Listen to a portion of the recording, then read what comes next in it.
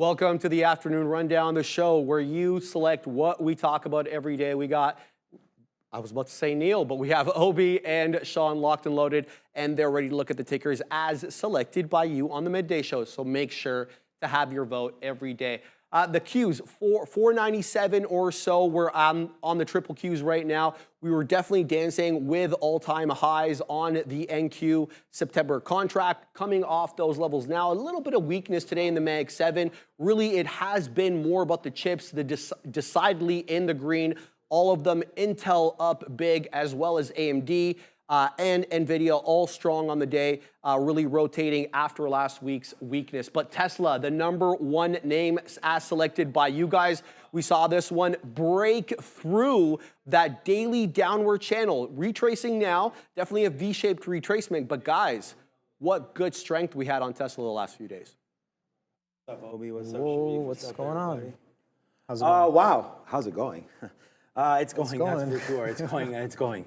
It's going, my guy. But yeah, Tesla, what a banger we had there off the sticky note today. I mean, we looked at this name and we talked about it in the pre-market, right? It was on the watch list, I believe, but definitely on the sticky note today, 250, and we just talked about it being a psychological level. Yes, sir. I almost threw up when I looked at it midday and it was at 258, and I was like, yeah, what? Like, and then now, to be honest with you, I'm in Meta and I'm in NVIDIA. They'll update when I get a fill. But this just came right back into 250 again. Yep. I wasn't even paying attention. So there's the fill there. It is my P&L #1 by far, despite only taking the maximum $4 on this trade. So $4 out of 8 is pretty good. And then on the way back in, we were holding for that big move and able to get something back out 250, 250. But that 250 was a great play. Why is it pulling back? I don't know why. Why did it go up $8, $10 right off the jump as well? I'm not sure either. Its low of the day was 244. Its high was 260. So love these names, man. This will definitely be on my radar tomorrow. It's Tesla. The only thing now is I got to look short, right? I mean, you're under VWAP right now. You're breaking through the 50 period and you're under the 200 period, as well as the market pulling in here. So I don't know, man. The damage for me is already done on Tesla. It was a great momentum break. Look when we got it, when the highest amount of volume to the buy side. And right now, despite the move down, I just want to tell everybody, we're doing this on low volume now on the way down. I'm buying 250s again. I'll buy it on the way down and hold this until, what's that bottom wick there? No, not that far. 248.75, net pas on that for all my French friends. It'll be like 249, probably this little group there. 249.75, something like that. Let's give this one about 25, 30 cents. Not the right time of day to catch falling knives, because that knife can really hurt when it cuts at this time of day, because the market will continue to drift if you're wrong. So just be careful on that one. Cannot wait till, ooh, Palantir, oh yeah. I can't wait till Meta as well, but you trade any Tesla today? I did. I actually got when that 250 comes right back in after a strong fade back into 250. Yeah, I did kind of get back into there. I guess get long. Didn't really get back because I wasn't trading it before, but I got long and then got a little short off of VWAP. Don't really hold it too far back down, because I'm like, all right, well, if we're going to break trend and kind of continue some of the strength we've had, I don't necessarily want to be too involved with that. But yeah, took a couple scalps there. But yeah, what a trend off of the day low. 244 halves comes into some of these levels from prior day. You look at these bottoms right here, 244s. So we come into, I guess, 244s and some change, and we catch that bid once again that we saw a glimpse of for sure last week. A strong bid on Tesla, and it seems like it was doing a lot more of the same here. But yeah, this pullback, the reversion off of this 260 attempt here is quite aggressive, and we're pulling right back in, holding underneath VWAP right now. So I'm gonna stay patient. Let's see if this kind of structure, if we can get involved with some structure breaks or the fade back to the downside here. Yeah, I'm kind of poised for both ways there. I think on Tesla, trading in the middle of today's range. Palantir up 55% year to date, 2% today. No specific catalyst for this one on the day. Yeah, I know Sean likes that one. But did get added to the Bank of America's top U.S. ideas list last week, and it's really been reeling from that addition. Good move today, guys, up 1.91, a little bit off highs. What's the look? Yeah, so we had wrote this down today. Again, something to look at, 28.25 on that high. The 52-week high of 27.50 was already breached. So, yeah, I mean, look at the daily chart here for Palantir. If you don't like this kind of a stock, then, I mean, I don't. This to me is a great trading opportunity. The fact that we're barely up on it is what the bad part is. So I love this kind of a setup where, I mean, a lot of people talking a lot about Palantir, honestly. Still founder-led with Alex Karp, like the company. I think there's some opportunities for the upside here, especially with uncertainty coming into elections, and they're just data management, right? So, you know, being able to throw data into, if you're a logistics company, you can put it into their platform, spits out answers. You know, it's data, and it's breaking out. I don't know, I like this 27.50. Unfortunately today, let's break down what happened. So right off the open, like, I was so excited to go long on this name that as it was dropping in, I was like, I'll buy these dips, and we did that, and it was good. Until that very last one, when we broke through 27, we wound up getting out. But this is when we made all of our money back, because we bought it back once it broke back through $27 back to the upside. So again, getting it back out, getting it out near the lows, you know, it's fine by me. Again, being long at 27.05, out here 27.40s, 27.30s, then back into this area that we found some resistance at past time, 27.70, drips down. We did not buy the bottom, still waiting for that. Then we got out at where I thought was pretty good, 27.90. It seems 28 was the high. So now Palantir's a little sleepy time, but I love the stock. Still up 2%. I really think we could buy this name and a dip into VWAP maybe if the market gets going. It's 206 right now. And honestly, this is the futures. Like, this is where we opened. This is 9:30. I'm right here right now, right? Extended out to where we are. I mean, if the market doesn't want to get spicy, then Palantir can just wait for a little meatball tomorrow morning, because for right now, I'm going to be hands off of this one. I mean, there's so much opportunity on this. We did it. We were red early on it. Well, we were green early and celebrating, and then red once we took too many. We didn't actually take too many shares. And then it blasted back up. We got it back, and now we're green on the name. So again, a little bit of an up and down there for Palantir. Definitely not a master class in trading, but I like the stock. And I feel like when you get those little whooshes down, you got to play off some of this high volume. And that was the biggest red opportunity of the day. It's really gone to sleep since then. So Palantir, although 44 million shares, I don't see too much trading here in the afternoon. Yeah, no, it's been trading kind of sideways. We had that shake and bake right off of the open, which seemed a little bit significant there, with a low of 27 coming in right before the open right there. And yeah, just trading sideways as of right now has definitely calmed down in terms of the range it's putting in. It definitely had eyes in the morning with all of this relative volume that was put in on it, above prior day's highs as well. Prior day was quite strong there. And then look at that consolidation, continuation. It seems like it did most of the move in the pre-market session and just only sold off of the open there with a low of 20, just below that 27. So pretty much trading sideways for the past 2 hours roughly there. So not really doing too much. On its way down into today's low and down 2% is Meta, despite the fact that it got a positive nod to start the day. Wells Fargo maintaining their overweight rating on Meta and boosting the price target to 625 from 593. That's a healthy premium. We saw this one print multiple all-time highs last week. Today we were awfully close, and then the market turned. What's the look on Meta, guys? I mean, you might have just heard that. We'll go sirens up right here. We're now $1.50 in the money on Meta. Meta's been a great trade today. So again, under VWAP, under the 200, under the 50. This is what I'm looking for. We were also looking for some red names because you just mentioned Amazon, and we'll get to that once we do. But at the end of the day, I wanted to short something near the 200 period moving average, and I wasn't sitting here at 130, which I wish I was, and I now have an offer to wait to get more short. But I just, again, feel like there's a lot of cooling down. You know, we tried to pick out Google. We'll talk about that later on as well. But just the market needs to cool off. This Friday day, 510 up to 540. I mean, you talked about the move that thing had at the end of the day there, or just basically throughout the whole afternoon. At this time yesterday, Friday, right, we were 532, and then we closed at 540, $8 straight up. So we're only right now, if you look at this thing, we're only back down to sort of where we were Friday at noon. So if the market actually wants to give something up, I think Meta has a little bit more way to go. So we are right now short. Our best out is at the low of the day. Sat there and got 529 even. So that just bounced again off that. I'm going to put another bid down here at 529. If it bounces off that, not great, but at least we'll take it out. And then hopefully we'll be able to hold something. And if we can get back upside, then we'll short it again. But I like Meta. I still love the stock.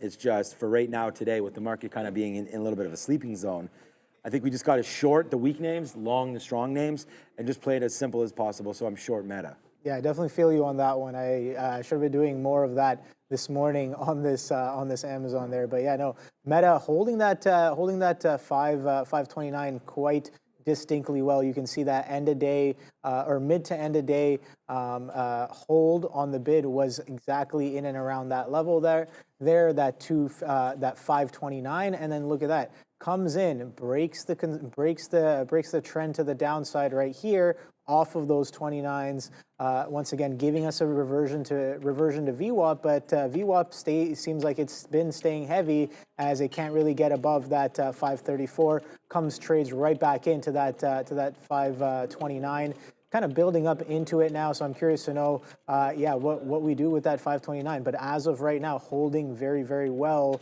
for over over 3 hours, 3.5 hours in the trading day. That 529 bid holds as of right now. The market pretty much, I guess, in and around the places that we opened up with. But something to note is that we are making higher lows in a bit of a choppy range here.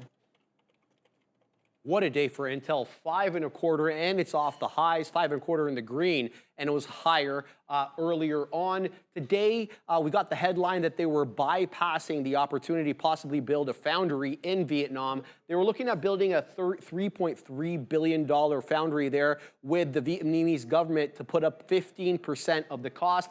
That was rejected by the government, so Intel has passed on Vietnam. Possibly somewhere else in Southeast Asia could be the location for them. Also helping them today was the nod that Taiwan Semiconductor got from Morgan Stanley. TSM, ironically enough, still makes Intel's chips, despite the company obviously wanting to get into the foundry business. Good luck today, guys. How did you trade this?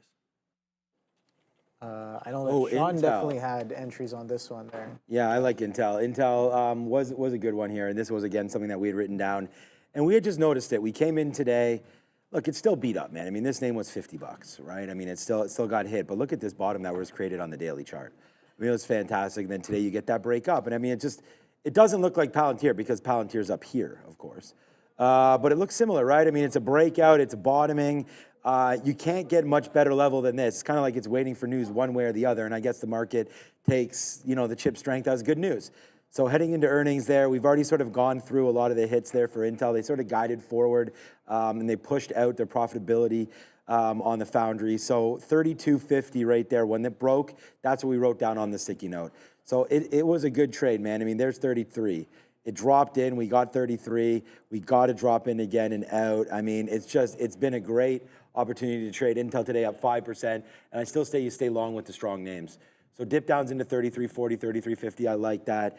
And we had our, whoops. I closed that chart. We got our confidence here, and it's going to open up again here. By the way, Bitcoin doing much better than Ethereum. Ethereum can't get above 29 when we'd seen Bitcoin down to 55, 54 today. But Intel, as I show it to you just real quickly here, as this 20-minute will load up, look at the 50-period moving average. So, oh my God, I'm going to sneeze. That 50-period moving average was 32.50, which is where we wrote it. So I'm probably going to be long tomorrow. This happened last week, and I didn't sneeze. So I'm going to hopefully hold out on this one now. And the thing is like, when you want to do something, I don't know if you ever, my kids always say, like, how do you stop a sneeze? It's like, well, I dare you to sneeze, and then they can't sneeze. So it's like, yeah, if you're like thinking that. about So it. I dare myself to sneeze. Look, I'm holding it back. But anyways, this 50-period moving average on a 20-minute chart is something that I feel confident in watching. So we'll watch out for that. It's been pretty good over the month of July. So we'll see if it can continue to hold that. 32.50, we're long until we break 32.50 on Intel.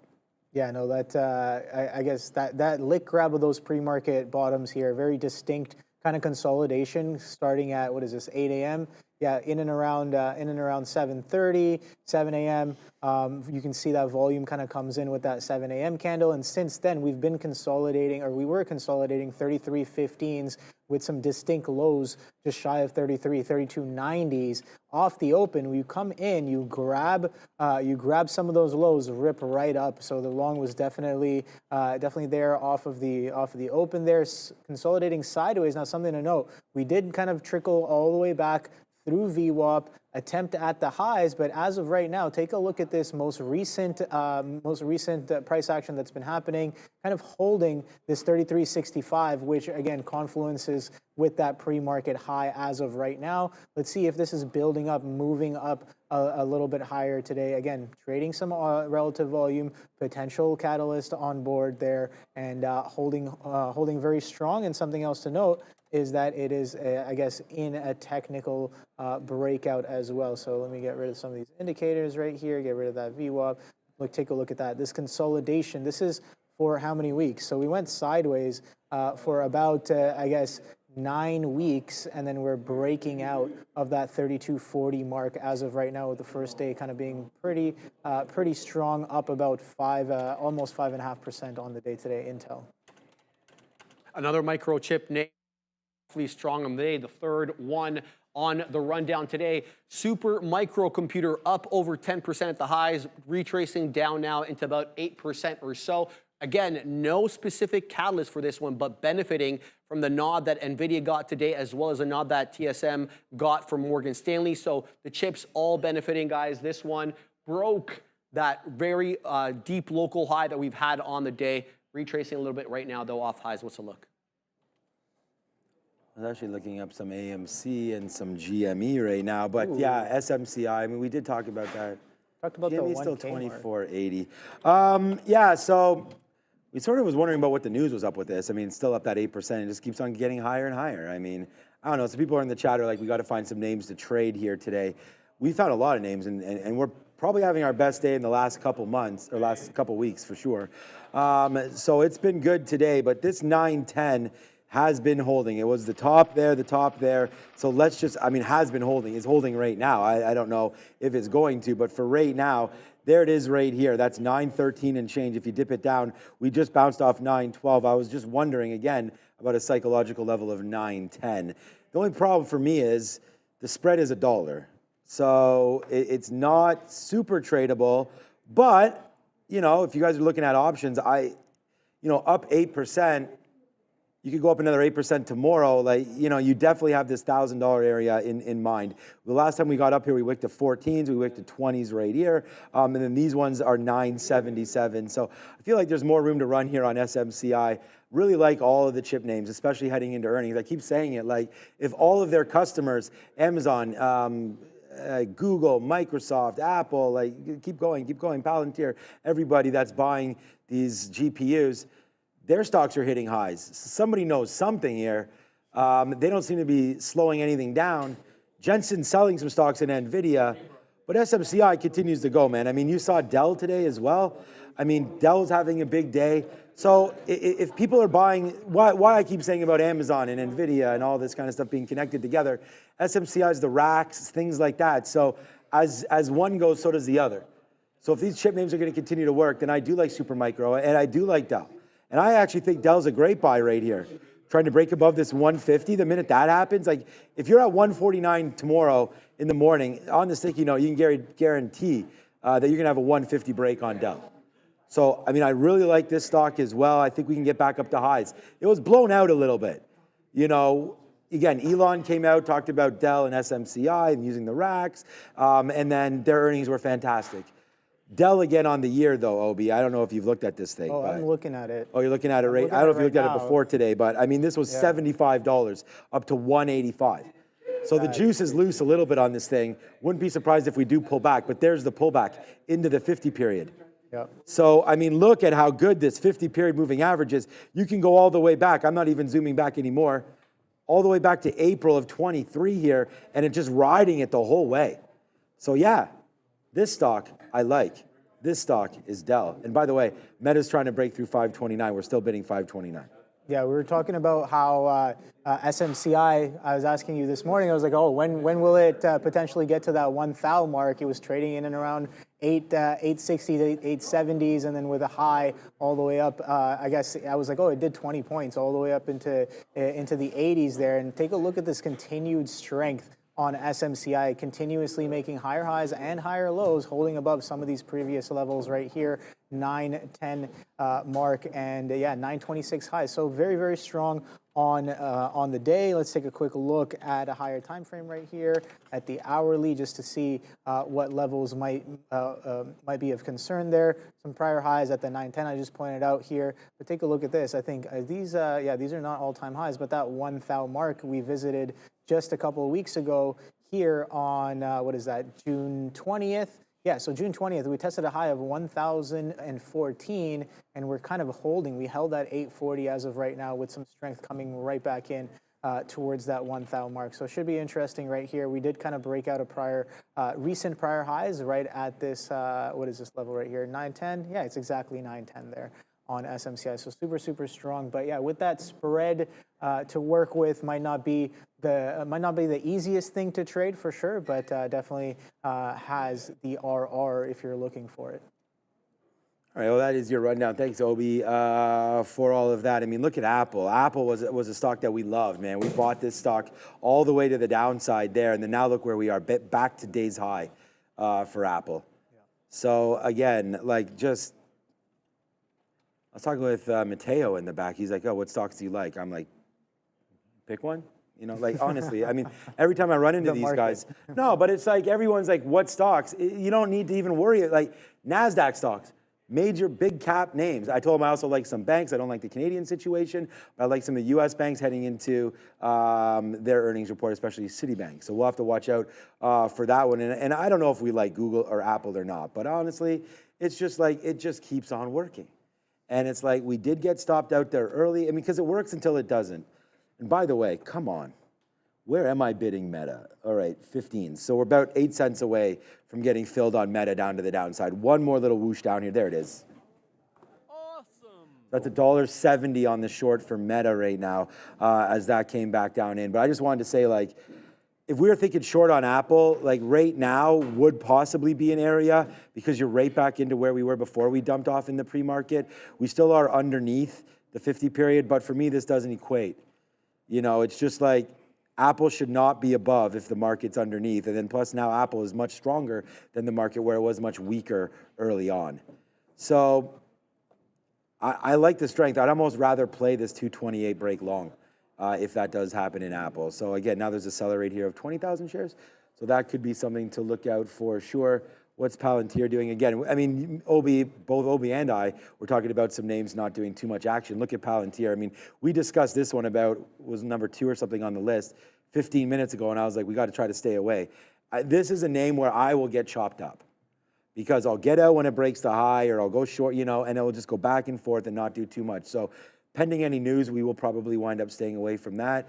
The other level and the other name that I want to look at, we will talk about GameStop and AMC and everything in a minute, but Coinbase, you can see down here 56 and 29, coin.nq. And if you are with us at Real Trading, NQ would signify a NASDAQ name, and then Y would be New York, NYSE AMEX would be NYSE ARCA AMEX is AM. So those are pretty much the only symbols there. And we do have over 50 markets worldwide.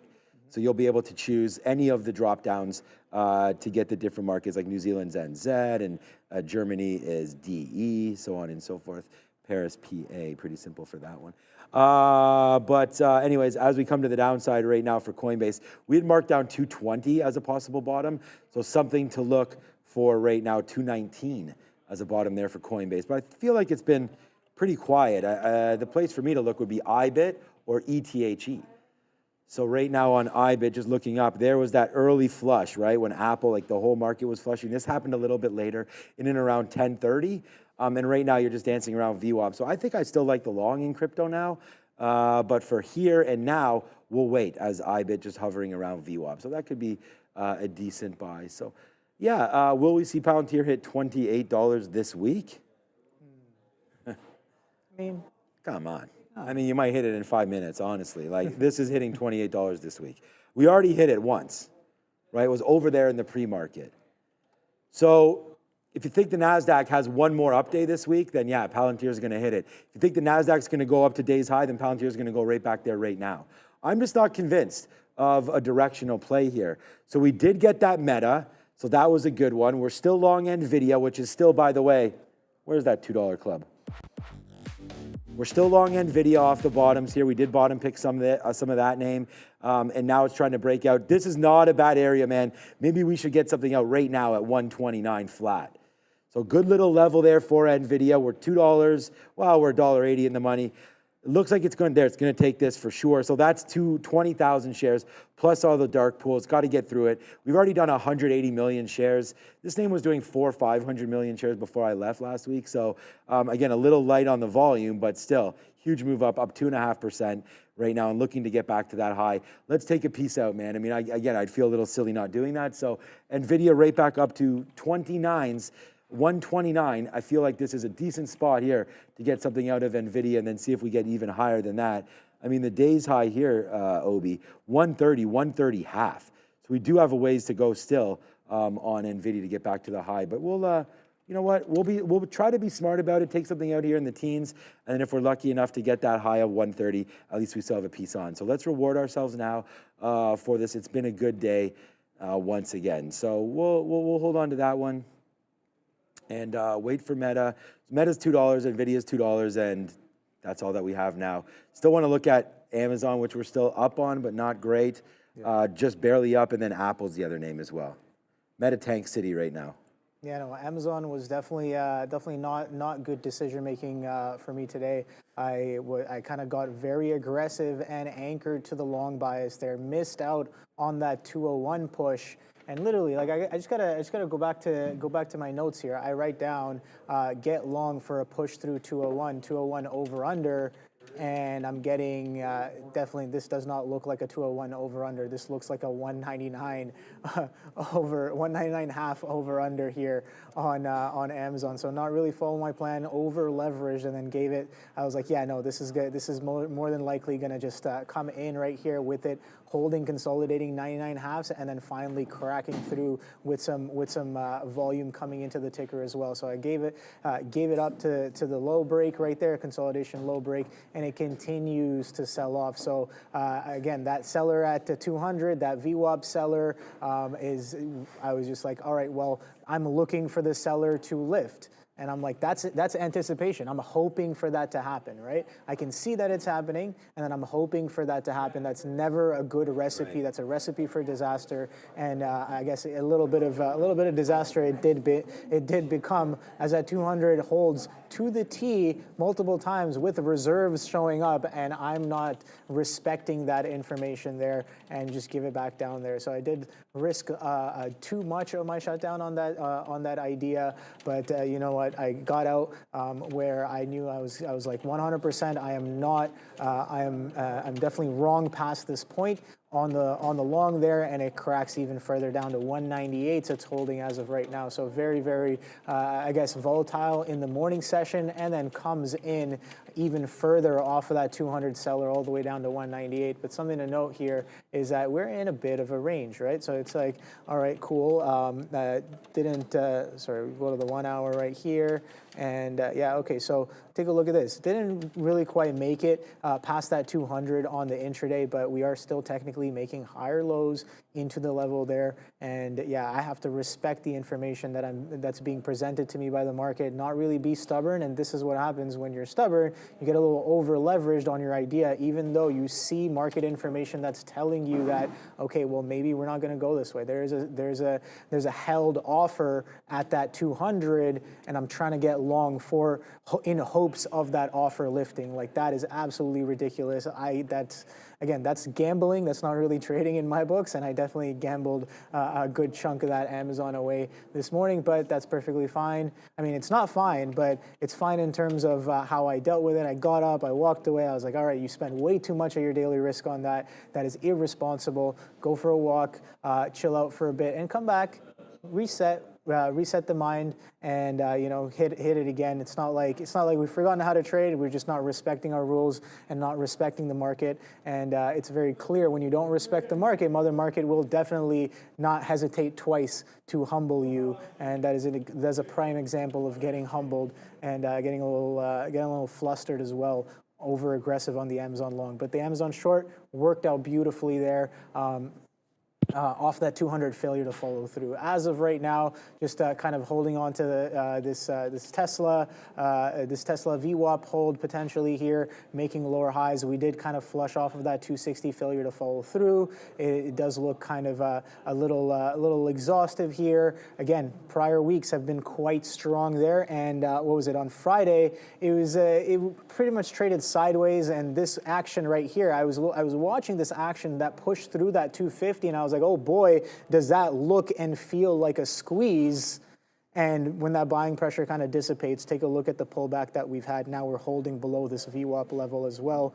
So quite aggressive and fruitful price action, to say the least, here on Tesla, going both ways for the long and the short. I missed out on the reversion back down, but it's holding VWAP now, so let's see how much further we get. I know that 250 is going to be interesting if and when we get down there at the 250 mark, but the NQ just trading sideways, and so is the ES. We found a little bit of a range here, and we're pretty much kind of consolidating to sideways here. AMD as well, taking a little bit of a pullback. I know it's been in a very strong uptrend, and so has Dell, man. Dell, absolutely ridiculous. This thing's at 147 as of right now, so kind of testing some of those prior week highs there at that 150, 149. I was at 149.47 is prior week highs, and we are trading at 147 right now. So interesting stuff happening on a lot of these tickers that are associated with AI and I guess cloud, like the cloud banks and anything that's related to the AI sector here, catching a little bit of a residual bid. It feels like NVIDIA has done most of its move, and now kind of it's trickling, that same kind of sentiment, that bid is trickling into some of these other names here that, you know, are nice short on nice short on Meta, dude. I've seen what Meta coming in, but yeah, no, it seems like money's trickling into some of these other names that are related to AI now. AMD, Intel, and Dell being some of those names. Beautiful trade. Yeah, man, appreciate the nice comments Nice. there. Yeah, we're $4 in the money. Boom. I mean, it's just this. It's, man, you know when you're like, you have a job that you really like. Yes. Yeah, I really like this job. Again, if you do something, I do kind of hate this quote actually, because like if you do something you love, you'll never work a day in your life. That's bullshit, because you can still do what you love, but it's still work, right? I mean, it's not. It's work. It's still work, but it definitely makes the work day a little bit easier. That's for sure. And people are saying, thank you so much for the sticky note. Look, you take 8 days off, whatever, you come back and you just bang it out again. I mean, it's just, it's what it is. I was looking forward to coming in and writing the note today. You know, I was looking forward to coming in and trading today. Did I know we'd have $4 on Meta? No. You know, but that's what you do. Yeah. You stick to your guns. You stick to where you are right now. We're going to be easily at the highest spot we've been at all day right now. And then look at this NVIDIA out. And it's not, like, there's no more of just a normal dude. You know, I hope so anyways. That's why, like, I'm trying to share you on my social, like, family this and that and blah, blah, blah. But if you spend enough time working on something, and hopefully, you know, you'll be able to enjoy what you do and then see sort of the fruits of the labor, right? And I mean, and right there on NVIDIA, we already know that we want to trade support and resistance. So when it comes up there, look, I'll make some bad trades, right? We'll make some bad decisions. You know, there's no doubt about that. We all will. I just saw Hulk Hogan got married for the 4th time or something. Really? I haven't heard that name in the longest time. Terry Bollea?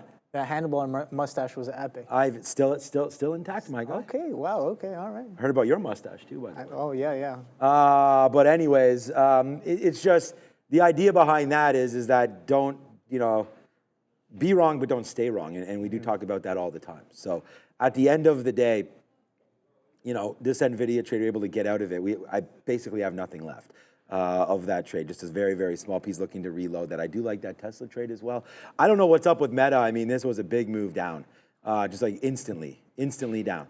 Volume still not really there. Let's zoom this out and see where we are according to last Friday. I mean, this is why we were covering. I'm not going to sit here and be like, you know, I could predict a move like this, but just the same way that you know, we look smart by covering some of NVIDIA. It's the same thing here on Meta. I mean, I would look at this and say this could be support. So that's why we have multiple covers here at 29. In fact, the last time it came in right through, 29 held. And then now it cut through all the way back in. So now I feel like, again, we have a little bit more than 10%, but not much left on this trade. So we're going to wait now. I feel like, can we get, ooh, that's really low. 522 for Meta, that's low. 524, I don't know, down 2%. Maybe we have a 3% day. So let's wait to see if Meta can go. Again, the market's bouncing off VWAP here, so it doesn't surprise me that that's happening again. I wanted to buy some Nike. I mean, the day after I left, Nike reported that night, and it was brutal. And now you could see, I mean, I've liked Nike. I'm actually still in, so I'll have to look. I'm still in these shares. I didn't rebuy any. We talked about not buying anything before earnings. We've talked about this a couple times, that I thought this 90 would hold. This is the problem when you're buying names ahead of earnings. Because when it doesn't hold, you don't get a chance to get out. You know, unless you're one of those algos that automatically, like, they hear something, you just punch out right on the earnings call, and that might have been already been too late for that down to 80s. I was thinking of buying some more Nike down here. So I don't know about everybody in the chat, but maybe I need to talk to somebody about this, because this is way down. Like, what exactly is going on here with NKE? I mean, you're nowhere near. These bottoms that we broke, that was back in 2022 of October, where the whole market bottomed. And then that bumped up. Nice move, but still really bad. I thought coming into Olympics and all that kind of stuff, Nike could get some love. I mean, we know, oh, by the way, where's Canada at? I forget what happened to the Italians. I'm not worried about that. But at the same time, Canada-Argentina semifinals. Okay. We've never been there in the Copa before. We've never even won a game before against these South American teams. All right, so our team's coming in strong. Oh, wait a minute. Oh, the Chilean nightmare. I was going to say, I don't want to say anything Venezuela. Shout out to Nelson and some of our friends from Venezuela. But for Canada to take that down, now to be in the finals, they're the final four teams. That's big, yeah. Absolutely big for them. We'll see. Go, Canada. I mean, we just need Messi to miss a couple more penalty kicks, and maybe we could beat Argentina at some point there. But that should be a great battle moving forward. Are you a big soccer guy? I mean, I'll play, but I don't really necessarily watch too many sports there. See, a lot of people are looking to add, what's up, Guarav and all that, looking to add Nike. Yeah, I mean, I think, you know what? Let's just check out some Lululemon. Crazy sell-off. What do I have on today, by the way? Oh, I have New Balances on. Okay. Maybe tomorrow I'll wear some Nikes and we'll see if that'll bounce a little bit. But wow, Lululemon. I was always like, man, whoever shorts this company ain't my friend, but whoever shorts this company is rich right now. I mean, this was 510 down to what? I mean, even some of these levels. So first of all, Nike is below October 22. So like, here's Nike is all the way down here and below. So we still have a little ways to go if you're going to follow the retail sort of blunders that Nike's been having. Maybe Lululemon, again, with competition coming in. I mean, my wife, Ramin, will know about this. Aloe, like, I don't know if they're still eating, but like, that means yes, yes. So it was a couple Christmases ago, I got her those pants instead of Lululemon, and I don't think she's bought Lululemon since. So I'm wondering if... These are called aloe, like as in aloe vera? ALO. Okay. Yeah, so it's another... You know what? It's kind of the same story about Nike, right? You have hookah out now. You don't know about those shoes? Like, oh, okay. I thought you meant like the hookah ONO, as in like... The hookah pipe? Yeah, like smoking. Yeah, I know that's what you thought I meant, smoking but... some of the shisha. Yeah. Well, apparently right now, do Nike is smoking some of that good because it's getting smoked. But anyways, more competition coming in through ONON, like I said, the New Balances and things like that. More competition coming into the name. You know, at some point, you start to cannibalize yourself. I mean, how many different models of shoes do they have out?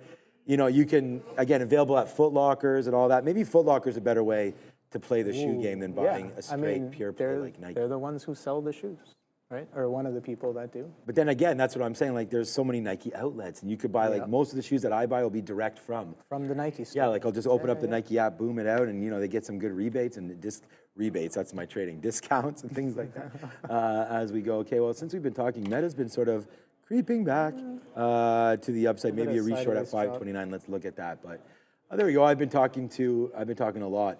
Yeah, Penguin Dynasty 95 to 73 for Nike. Yeah, no, we saw what it did off the earnings report, right? Breaking trading it that day? multi-years. Yeah, I did have a trade on it, and I kind of still remember the lesson that I learned. I was like, all right, well, if you're breaking below multi-year lows, we haven't seen some of those levels since COVID, since the COVID drop, and anybody and everybody who got long in and around that COVID dip and further on for the past few years, everybody's all the longs are underwater past that point there. And yeah, so there was a strong reserve happening at 76. I remember it distinctly because I'm like, I don't want to make that mistake again. But strong reserve happening at 76 is the pops can't even push past like 30, 40 pennies and then keeps on getting slammed down only to print even lower down below 75s by the end of the day there. So yeah, bigger picture offside when you're breaking below some of these key levels on a blue chip name like Nike is definitely something I'm going to be watching out for going forward there. Yeah, you talk about trades that you do not forget, and Nike off of that earnings report is definitely one for the books, one for the playbook for me. Doesn't necessarily happen very often, but again, when and if it kind of happens there, again on a similar kind of blue chip story, I'll definitely be watching out for that kind of name. What is going on? That means new position. Yes. What is your position? I mean, if you know the way I trade, I mean, today we have Palantir. Other than that, think about which one we're missing. I mean, you can see it on the screen, but okay. Apple, this is what I trade so far today. Apple, Amazon, Google, Intel, Meta, NVIDIA, Tesla. That's like the Mag 7 right there. Yeah. But now you're going to add in, Intel's not a part of the Mag 7, but now you're going to add Microsoft to the board. So we're going to go short here. We're going to go short underneath VWAP against this 466. I mean, I think we can push lows again, especially if this market cranks. I mean, we're in a nice trade there. Probably get out of NVIDIA, just close this trade.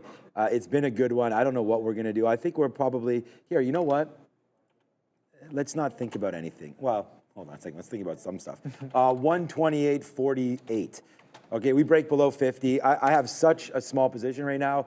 I'm so riding with Microsoft and Meta that, this break lower, let's just get out so we're not worried about it. So here comes the break in. We'll see if this market can go down. I don't know if the market's moving here with Microsoft, but the market's trying to break lower here on the NASDAQ. Still up, but again, let's play relative weakness as we said that's what we want to do, right? We're going to trade something that's weaker, and it looks like right now Microsoft might be that candidate for me. So we'll wait for it and see if we can get it.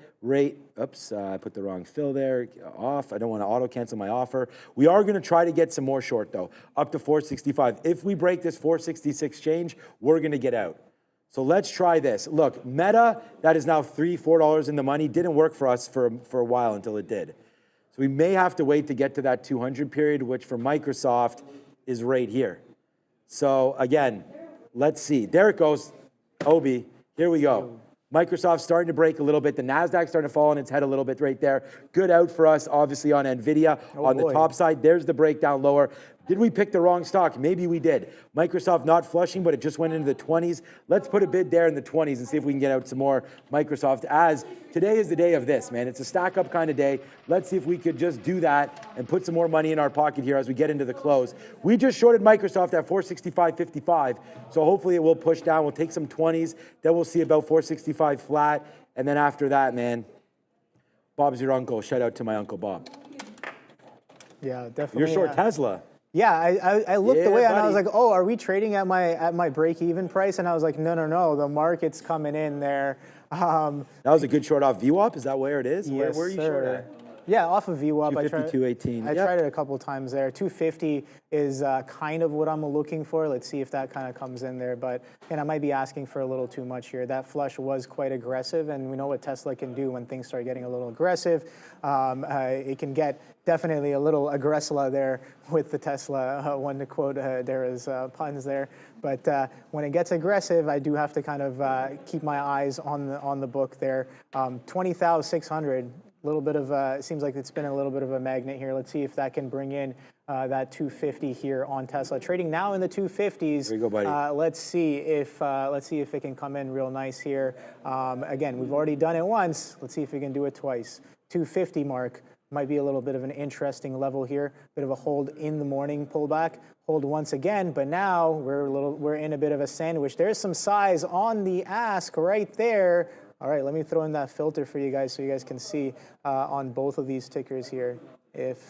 Oh, what's happening? Okay, yeah, okay, cool. So 250.75s incoming as of right now on Tesla. So let's see how far we can kind of sell off here with that aggressive selling, not only coming in on Tesla, but across the board here. As you can see, the NQ and the ES kind of coming in very, very aggressively, 20,600. What you gonna do? Only about 10 points away from you. What you gonna do, brother? All right, so yeah, shout out to Hollywood. Oh man, yeah. You're not a wrestling guy. We already talked about that. Okay. Yeah. Oh, we had Money in the Bank. Yeah. Shorty, what you think? Shorty, what you think? Okay. Yeah, okay. Money in the Bank. Yeah. Okay. I remember that.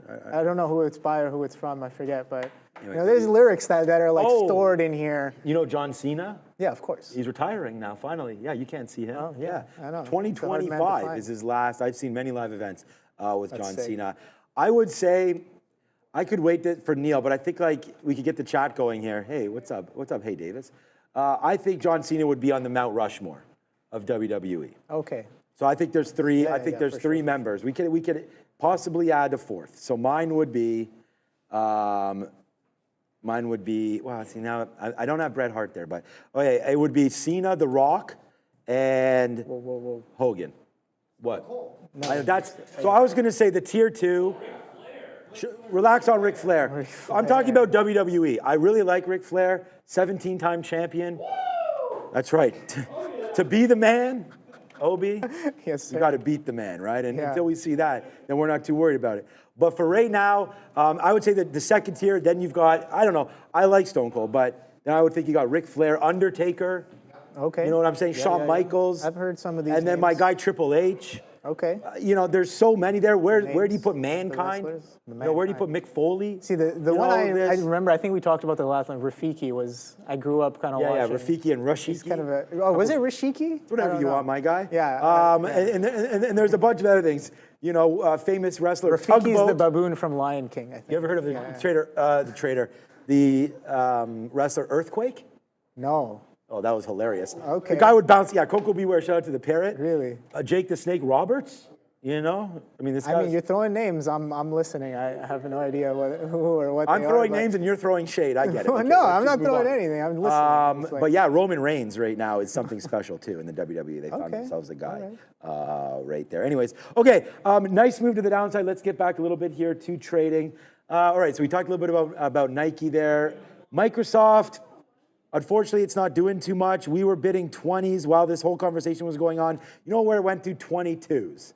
So we were 2 cents away from taking a fill, but I'm not going to move it. Hopefully, we'll still be there right now. I just want to get the chat going there. I can see Andre the John. Come on, George Animal Steel. Anybody that eats a turnbuckle. That guy probably has to be up there somewhere as well. And then the hard times that some of those wrestlers had back then, like with the drugs and with the pain management and all that stuff. Like it doesn't happen today, but that was rough. Like I saw some of those documentaries and stuff. Like, wow, some of these guys really got messed up with all that stuff. So, but anyways, we'll continue to watch it. Meta. Let's talk about getting something out. If Meta breaks above 528 here, let's just watch this 50 period for a possible trend change. So let's get something out on a break of 5. Well, it's already at 528. Okay, we'll just wait. 528.80. Let's put a stop right now at 529. So 529.02. Let's get out of 50% of what we have left. All right, so we'll see if that can hit there for Meta if it does bounce back. And let's wait to see if we can get a Microsoft tank. The word tank is going to be overused here. But maybe we can get Microsoft to move down into that area where we can get 20s, which would only be a 30-cent win, but then we'll be able to hold on to the rest. Remember where our stop is here? Just above this wick, 466.20 or so. So if we get above that wick, then we will stop out. So we're trying to go 1-to-1 here a little bit on the risk to reward. So, yeah. You know about John Wick? He's a pretty good fighter as well. John Wick? Baba Yaga. I know, that movie, how many of those did they make? I think there's a third. Third in the making? No, the third already came out. Oh, third's already came out. Yeah. No, those. There's a fifth. Says There's a Fabian. bit. Oh, wow. So there's 4? Nice franchise. Okay, yeah. No, I think I don't know. I'm pretty sure I've seen a few of them, but first one, obviously classic, very classic. I'm afraid of many wicks, and one of them is with candles. we always wind up getting wicked out. Yeah, exactly. Dude love. Yeah, we already said Mick Foley. I know dude love. I'm like, why is my chat frozen? I gotta reload it here. All right. Let's look to see if there's anything else pumping around here. A lot of sideways action I'm seeing. Well, I mean, that's the market, right? I mean, we had Did you see Boeing today? We talked about Boeing. Oh my God! It went up through 190. What a trend What? reversion? Yeah. I was gonna say it went up Look through at 190. That is beautiful. Okay. Is that, I think Sharif asked me to do the airplane emoji thing, and I think that's maybe why. Boeing fell right back in there into 182. Wow. Actually, you know what? So look at this. See? I see the That's chat now. still 185. What is that bottom there? 180. Yeah, I mean, this is 20 minutes. We're already well through this. I mean, look where we bounced off of where there was past support. Seems like down into here over the last couple of days, last week. So 182, a great long. Wow. Wow. I hope Sharif had that. Yeah, no. Consumer credit at 3. Oh, right. So watch out for that. 10 We'll more go. minutes. We will go over to. Look, for me, Eddie Guerrero was better than Rey Mysterio, but I'll leave that for other discussions. You know, I actually have a Lucha Libre mask that I got in Mexico. Ooh. Yeah, Those are cool. Was it Mexico? Yeah, it was. I was on our honeymoon. My wife was probably like, "Who the hell is this idiot?" So yeah, we were there in Mayan Riviera for the honeymoon, and some guy was selling all the Lucha Libre masks. Okay. So we put one of those on. Nice. Some pictures of me. Yeah. All right, what's up, Adara?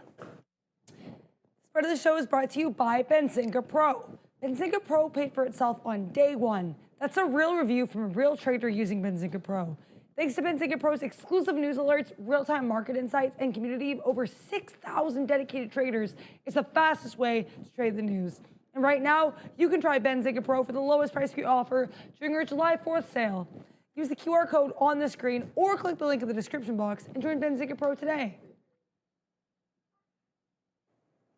Thank you. Yeah. I really like the Benzinga Pro platform. Yeah, we were talking. I mean, about honestly, this is something that we've shown on the show before. I mean, it's great that now that they're sponsor and everything, but I mean, all the news. If you come over to the screen, Ramin, quickly, I'll just show this.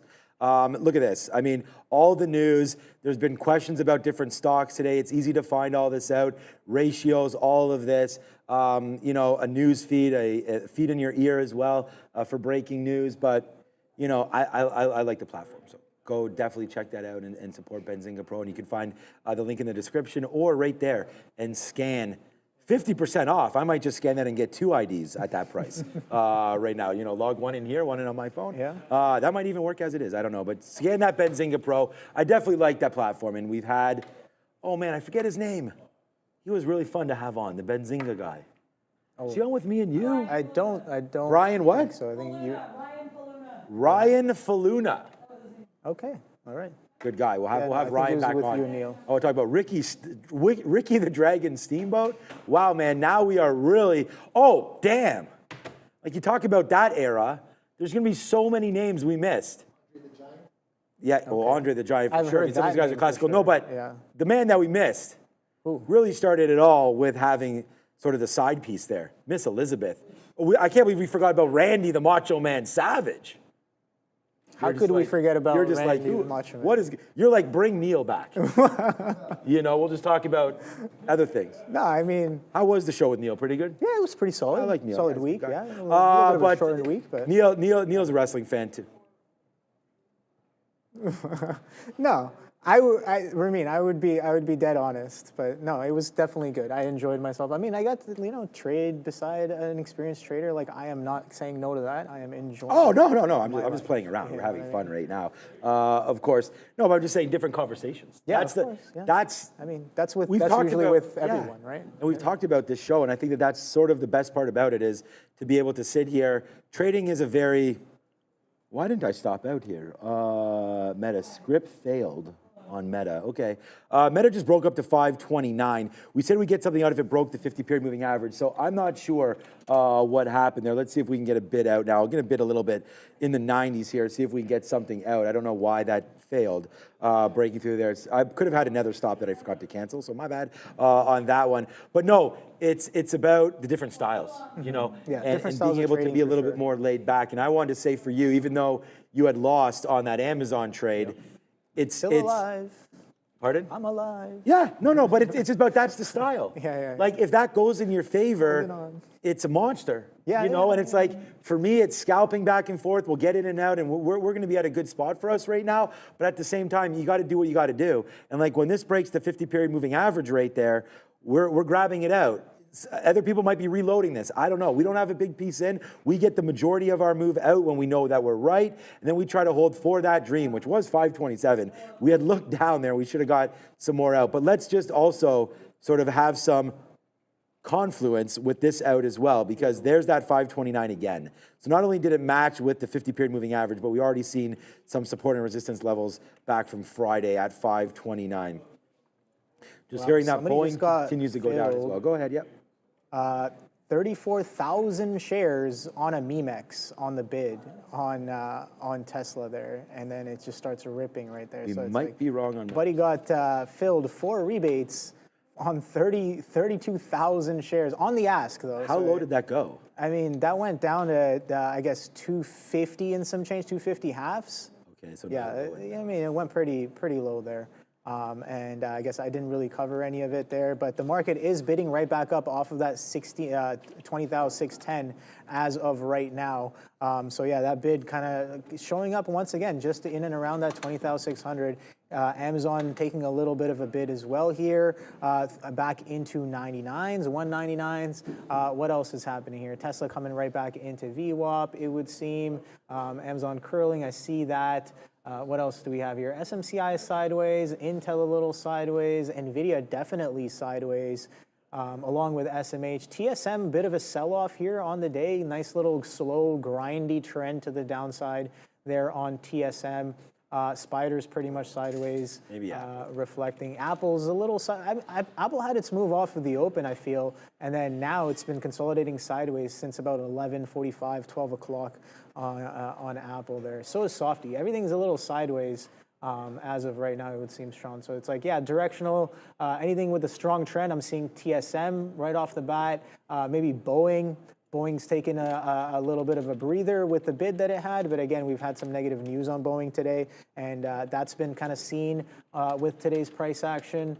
I guess AMD also kind of near its high a day, but still technically sideways, as we're still kind of within the range we've made it this morning. So nothing too crazy. Let us know if you guys see anything crazy that's going on here with the market kind of just chopping around sideways. It is a little aggressive, but both ways, as it just prints sideways prices in and around, what is this, 20,035, 20,050-ish area, 650, 625 is what I mean, above the 20,600 mark. So sideways chop, nonetheless, on these markets. What's the next trade, Sean? Because I don't really got anything on block here as of right now. Just holding on to some of this Tesla. Let's see if it works out. I'm looking for that 250 to potentially come in. We are making lower lows and lower highs off of that VWAP. But again, that could change any second, right? Tesla can be pretty aggressive. We just saw that strong dip down towards 250s, and then we kind of rebid slowly but surely right back into 252. So I'm just patiently waiting to see if that can potentially come in. Again, I got to do better at being more nimble, but you know, we'll talk about that a little more. What's going on, Nadara? Bit of a volume spike here for BA to the downside. This red candle here of volume. Bloomberg reporting that the United Airlines plane, UAL plane, losing a wheel after takeoff. This already happened back in March, so this happening again. This is a Boeing plane, so BA getting a bit of a volume spike here as there's some more quality issues, guys. All right, I mean, that's par for the course. We talked about that. Neil and I have joked about, like, can we get a week without, like, some kind of a Boeing story here? Apparently not, which is fine. I'm still invested in that name. I don't hate it, but you asked me what the next trade was. Look, man, I mean, we're short here at 62s on Microsoft, so we're short right here right now. I feel like we just bounced off VWAP. I like that. You know, we didn't average it in. We have enough shares. We don't really have that many shares, but we have enough. We're trying to wait against this. I will take a little bit more if we can get a little closer to 466. We'll take a little more short up there and just give us shares that we're comfortable enough with, and then stop out at 466.10 or so on that break. So again, flat on this trade, Microsoft, which kind of sucks because, as you've mentioned, there's been other names that have started to push some of these lows. So hopefully we can get into them again. NVIDIA, kind of opposite there. We were able to get out. That was not the greatest out on that break, but it comes back up, and we'll have to wait for that. Amazon battling back. This could be, again, like I've picked Microsoft, but I don't think there's anything wrong with going short on Amazon either right now at 199. I mean, you have that top right here at 199.10. You have the 200 period moving average. Let me see what this looks like on a 20-minute chart. 199.50, I mean, you're still underneath. The 50 period hasn't really, you know, there's been other stocks where I've showed you the 50 where it's been pretty clean. I mean, this one, unless you're just playing the brakes on it, you know, it hasn't done much. So then if you're doing that, then that means you want to wait for the long break to go long up there. And I don't want to go long on Amazon today. It's already down 0.61. Market's trying to make its mind up. Come on, Microsoft's now 15 cents in the money. Hopefully we'll get lower on a $400 name. We need lower than 15 cents, right? So, but I think this could be a short as well here for Amazon, coming back up to 199. So let's short it here and take a shot. We're basically out of Meta. We talked about where that trade was. So let's flip over one of our screens over to Amazon and start the bidding or the offering right now and take a short. So, oops, sorry, wrong stock. There's Amazon right now. We'll take that short right here. You can see it being filled out right now. Remember in the morning, I said we didn't have any shorts. We only had longs. Now we're only short. So we're flipping up the script a little bit here. And I'm hearing in my ear that Joe Biden is going to take something like daily visits by the doctor or something like that to make sure he's healthy. That would probably be a good idea. All right, what's up, Adara? Market not reacting too much to this, but we did just get in the U.S. consumer credit change here, coming in at $11.36 billion. This is higher than the forecast of $9 billion and the previous number of $6.4 billion. Just to, again here, U.S. consumer credit coming in higher than expected, $11.35 billion, guys. Obama, what did I say? I think I said Biden, right? Biden. Okay, good. Microsoft right there, a little bit of flushy. Not that it's going red or anything like that, the market, because it's pretty much flat, but that's a decent fill right there. So we'll take that. We got it at 40. We talked about bidding that. So we bid 40 cleans. So that was 70s down to 40s. Obviously, our average price was 62, so needs to get a little lower. I just want to take a bid on that number, so we did it right there, and Amazon's getting spicier. We are not fully filled by any stretch, but we do have some shares now at 198.83. So we're going to trade that against basically this 199 area. 199.20, I'm thinking about a stop out.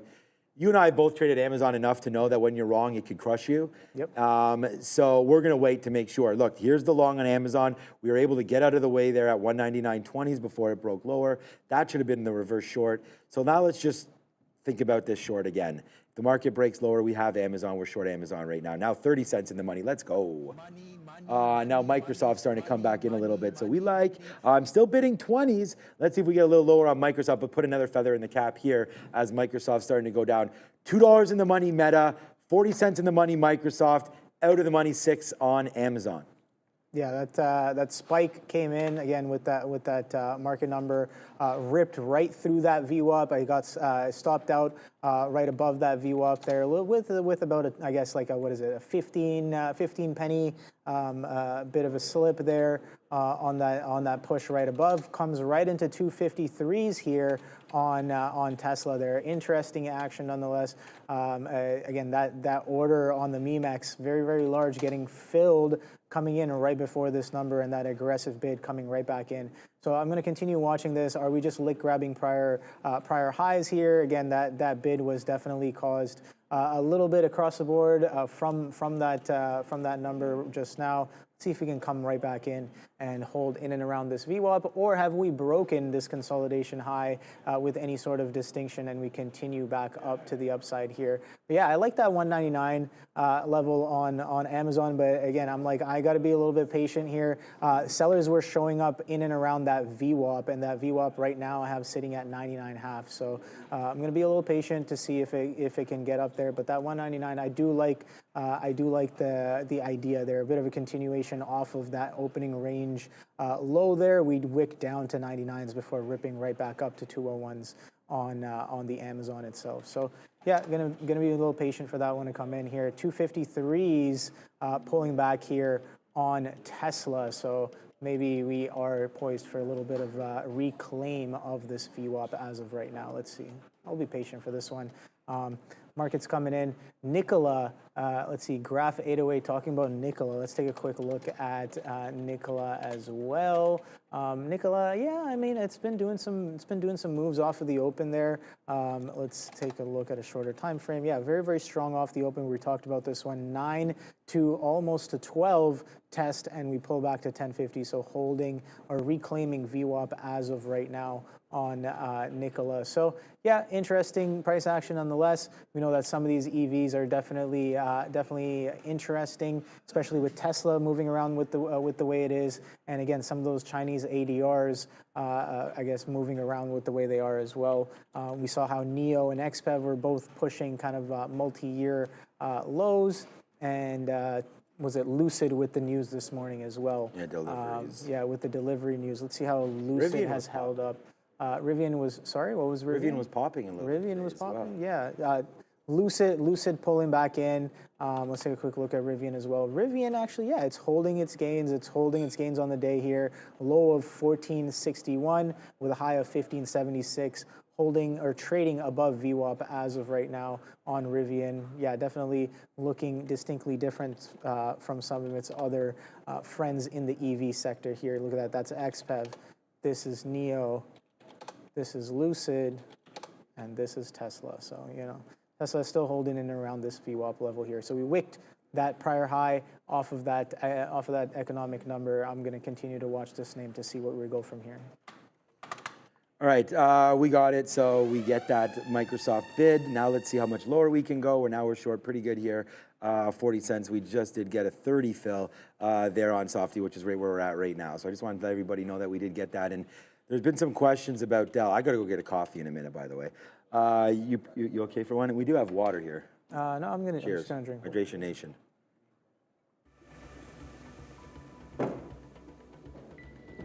Nice. Hillbilly Jim. Who's that? Don't worry who it is. All right, so just another wrestler. Okay, all right. Yeah, classic guy, man. The guy wears straw hat and everything coming down to the ring, overalls, everything.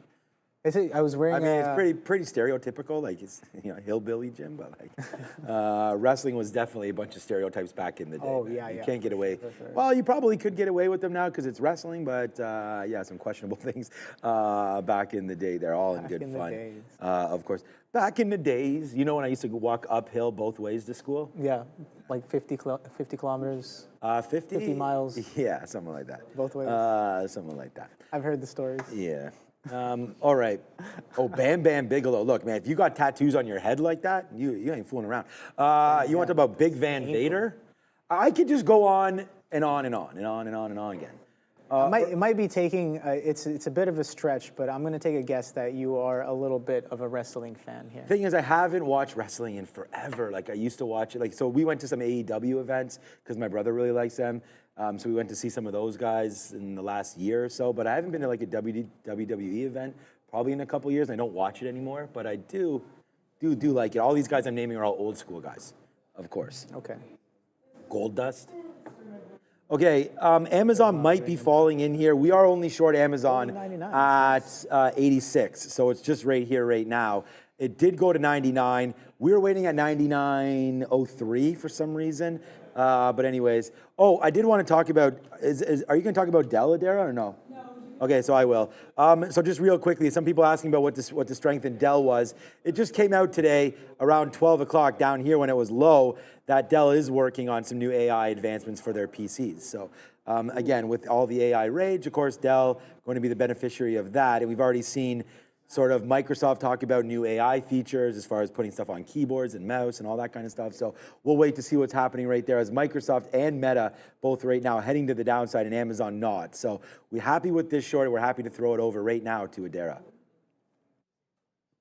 Just getting some updates here from UAL, United Airlines, with regards to this issue with one of its planes. As mentioned a couple minutes ago here, it was reported by Bloomberg that a UAL flight did miss a wheel. Now United Airlines has issued a statement saying that the flight did land safely after losing a wheel from a Los Angeles takeout. So did land, took off in Los Angeles, ended up landing safely in Denver, said that they found and recovered the wheel, and they're investigating what caused the incident. So just be aware here, keep an eye on Boeing and UAL with regards to this report, guys. All right, so yeah, UAL, okay, all right. So been selling off pretty much all day, holding below VWAP.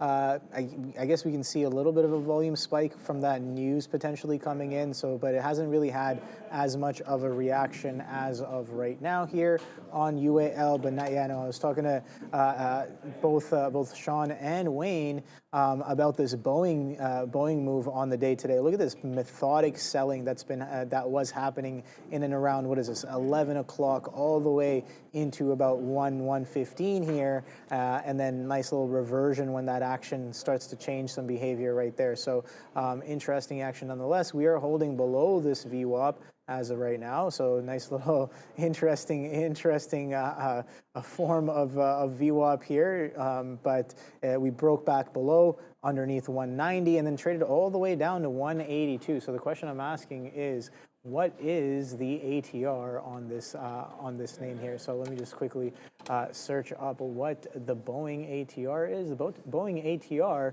is 5.07, so about 5 points right there, and we've done I guess almost 2 ATR to the downside if you measure from the highs there on Boeing. They're now kind of chopping sideways for now, but strong opportunity nonetheless. We saw that what kind of news was coming out off of it, back-to-back kind of negativity there for Boeing. They're saying they're going to admit some of their I guess plead guilty. Yeah, agrees to plead guilty in their 737 criminal case there. So I guess they're going to be taking the hit on that one there. And look at that selling that does come in again with some strong volume coming in for the lows there, 182.28 as of right now. So strong moves there on the airlines, but I haven't really, unfortunately, I didn't really take any sort of fills there. That is a mistake on my part.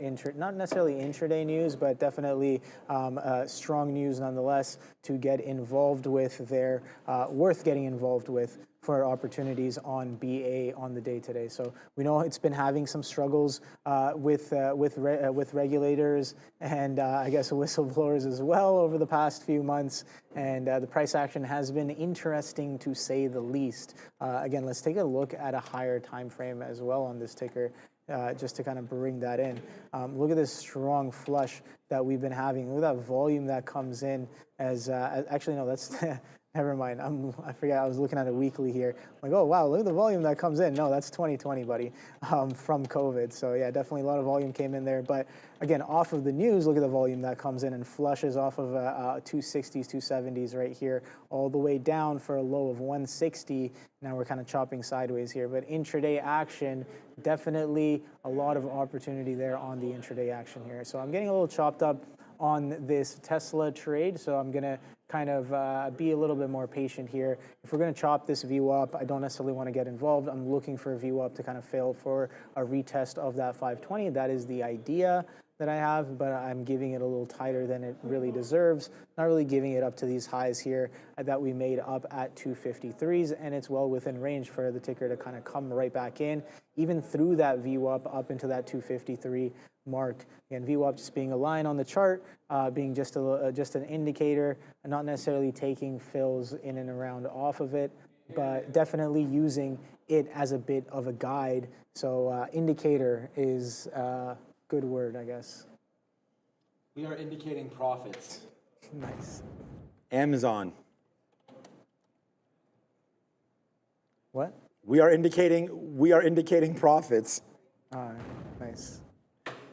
Ramin's like, you were on mute, so he said say it again, so he did.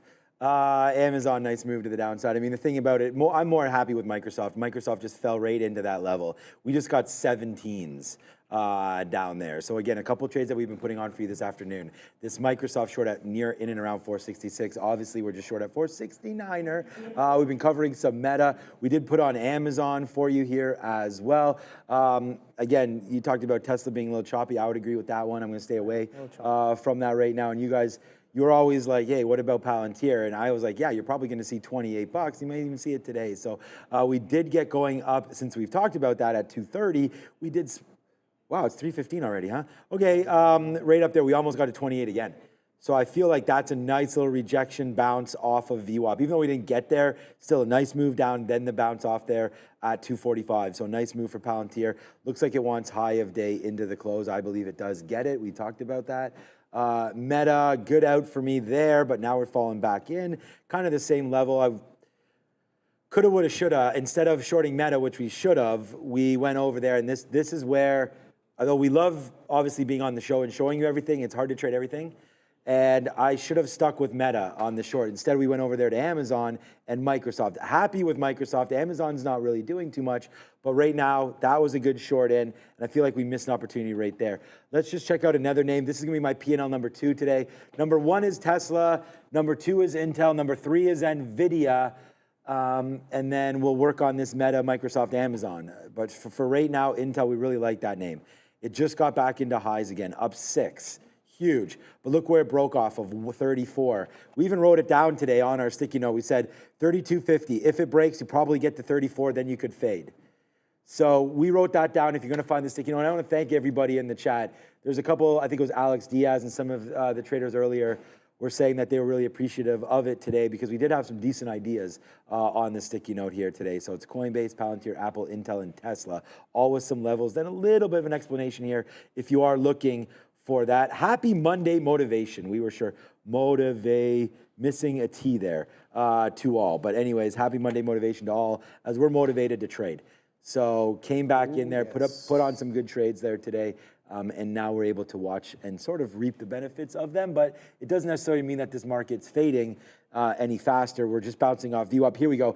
Here's the move back in. So now we're 50 cents right now. Bang, as Microsoft goes down to the lowest level it's been at since we've had the trade. I do not have any bids on anything anymore. We have some to cover some of our Amazon, Microsoft. I only have offers to get longer, to get shorter. I did bid Tesla down there when you were mentioning, which is why I said, how low did it go? I was bidding Tesla 250.25. Oh, it didn't go that low. Yeah. It got to 250, 60s, 70s, as you mentioned there. So we're sort of missing out on that trade. But here we go. Let's see if we get a push finally back for Amazon. Maybe we have to take another fill. That's 71s. Let's take another fill at 75 for Amazon. And just put, again, it's only 12 cents, but let's put that in our pocket if we can get it. And then hopefully a little bit lower here, as Amazon's not necessarily going down anything. Yeah, no, still some chop happening here. Markets pull right back into some of those lows on top of that 20,600, and Tesla continues to chop in and around that VWAP. VWAP I have as 252.50s, and you can see pretty tight consolidation underneath this VWAP as of right now. We did have that number that came in. We wicked the high of the consolidation. You come right back in, and then you're just holding, consolidating sideways. So nothing really crazy happening as of right now here. Let's see what we do with this 252. Can we get to 250? Can we get back up to 254?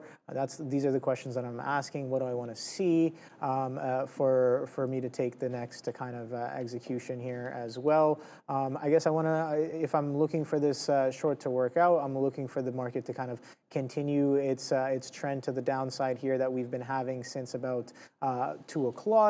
140-ish here. We've made a lower high relative to some of this morning action, and we're taking a pullback down here.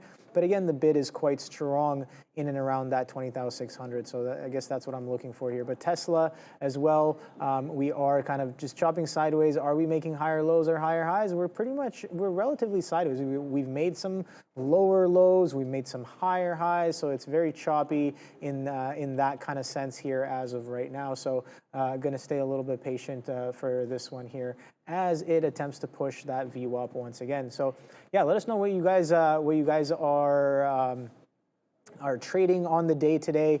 I know there's lots of opportunities to go around, but yeah, I'm curious to know what people are trading on a choppy day like this, because I'm not looking. I obviously don't have eyes on the whole market, and that's a beautiful thing about having a great community like this. Is like, all right, well, you know, people in the chat will throw up a ticker that maybe we're not even looking at, and we might be able to find some potential opportunity there as well, right? So I'm curious to know what some of those tickers may be. Again, got eyes on the Mag 7, of course. Got eyes on some of these movers on the day. Some potential in-play names. We were talking about Dell. Dell is still holding near its highs, 146.83s. It's trading at with a high of 147.12, right? So that's definitely interesting. Intel went on to make a fresh high as well over the past 15, I guess, yeah, in the past 15 minutes, 34.06. So it actually did get all the way to that 34 that I was looking for in the morning session there. Not too far past its morning high, because the morning high was 33.95. So it pretty much did get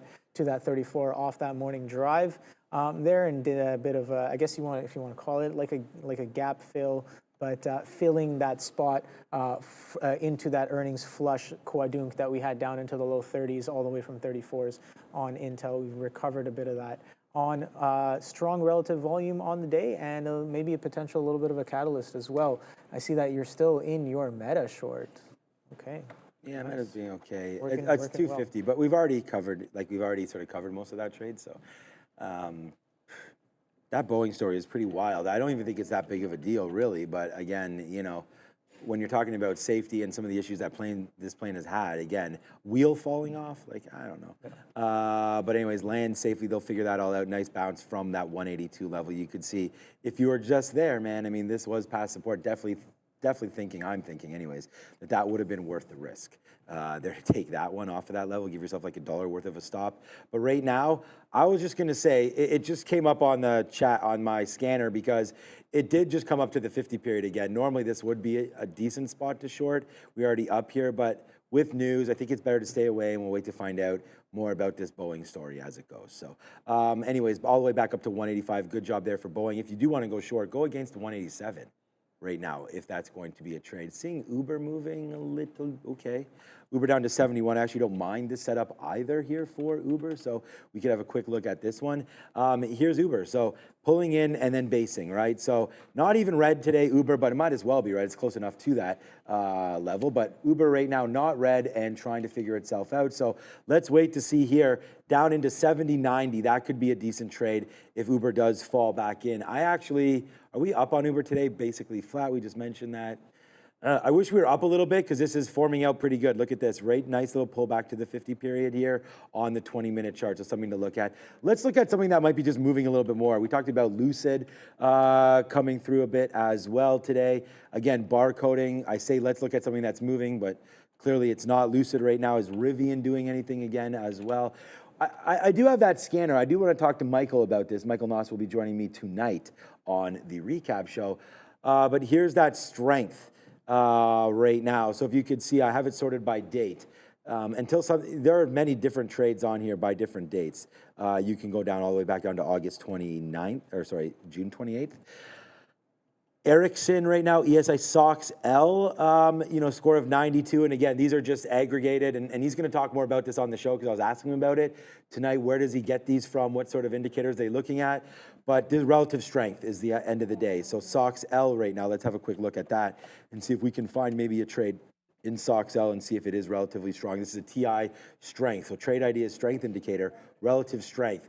I feel like I'm going to ask him if he can flip those around and maybe get a relative weakness as well. So if you're looking to go short, maybe what is weaker than the rest, something to possibly look at. But for right now, it's this, and it's relatively strong is SOX L. And you can see it does break off VWAP right there, so giving me some ideas that, yeah, maybe there is something here for SOX L. So we could definitely have a look at that and see where we go from there. But nicely done, strong in bouncing off of 63.25. I like the name, but it's probably all about NVIDIA anyways. We haven't traded AMD today. Yeah. Oh no, NVIDIA was a good out up there at 129.30. So pretty happy with that. Where do we dip by this name? Maybe 127 is where we were buying it before. Why would we do that? Well, there's the 50-period moving average at 127.50. Look at that wick. That must have been the pre-market down to 125. But yeah, I like 127, 127.50 feel pretty confident. Maybe we load up some 127.50s coming through here. Yeah, this is this Tesla bid kind out. of just ripping through some of that those previous highs there, 253.30s, coming right back in. So yeah, we kind of broke through that VWAP as of right now, getting a little aggressive there, a little bit of a pickup on the market as well. 199's on that Amazon there. I see that you're still kind of short. That's holding that 199 quite well there, Sean. So It's probably the other way. yeah, I mean, no. Here's the thing: we only have about what 37 minutes left in the trading day. So gotta be respectful for some of that, right? Just coming into the close. Again, things are just chopping around sideways. Imbalances are going to be showing up within about 25 minutes here. So again, gotta be patient for some of these moves to potentially come in, and maybe we get some trades on the close as well. Who knows? We've seen what some of these crazy imbalances can do when it comes to I guess the close on Tesla and NVIDIA. We've seen it happen on Amazon as well. So a lot of the Mag 7s definitely going to be on watch for that for a potential closing imbalance trade here on the day. Yeah, I think it was what was it, Friday or something, that a crazy trade on was it NVIDIA? I think it might have been NVIDIA. There, I think it was a buy side trade, if I remember correctly, or it might have been on. Again, we also know that Tesla has been kind of attempting to squeeze pretty much end of day every day as well. Just in the last few minutes, I guess after or in and around that imbalance as well. So that's something to kind of, I guess, potentially watch out for alongside. But yeah, no, a lot of opportunities potentially on the close as well. I appreciate you, For Profit. Good to have the big dog back, but Neil's back tomorrow. So Neil and I will be back tomorrow, where the usual suspects will be on board. But I want to thank Obi again for stepping in as he always does. So again, thank you, Obi, for doing that and sacrificing your time for us. So Obi is here, ladies and gentlemen. All right, so 199. Yeah, you're probably right about that Amazon. I don't know. We only have one out down here. I do have more shares waiting for this trade at 03s if we do break a little bit higher. And again, the main reason why I kind of like this trade was just this 199 area there. We've seen it be weak today. If the market wants to also continue its weakness, which it hasn't been weak, but if it wants to, then I feel like I'm happy with this short. But let's get a little bit more. It just bounced off 02. That's too bad. That's really too bad. That was 0203. I guess I'm just on the wrong gateway there. Would have been nice to get that fill. We just missed it, I guess, by a penny. So we'll wait to see if we can get that one back in again. That's going to be maybe not everyone's favorite, but definitely a favorite of ours around here, Amazon. Yeah, Obi's. Yeah, again, people talking about, you have your book there, writing down trades. I mean, that's what it's all about. So we had Adara, we had Plan. That's That's big another part, thing. yeah. I was actually thinking about that, and in order to use more shares, we really need to follow our plans, because then you can justify and sort of quantify the trades. Like you can look back and say, okay, why did I use 200 shares on this trade, but 400 shares on this one, when the 200 one looked better, and maybe it wasn't the right time of day for me. Yeah. And then you got to sort of figure that out. So we have the ability here to print our trade lists, of course, every single day. And I think that's something that I know Obi will do that. I have over today, let's just see the fills that we have. So we have a lot of fills today. We have about 250 of them on, I guess, 1, 2, 3, 4, 5, 6, 7, 8, 9 names. So probably too many, but some of my best trades, or my best trade today, period, is Tesla. And it was one fill. Mm-hmm. It was just a blast through 250, but we were able to put on shares.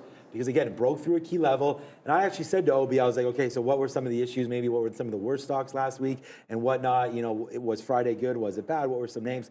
And I was saying, because I really wanted to play some breakouts. So that one there today, again, heading into a new week with earnings, feel like breakouts could be hot again. So we'll look for some more tomorrow off the open, because this was a great one there for Tesla, and it just created a huge move.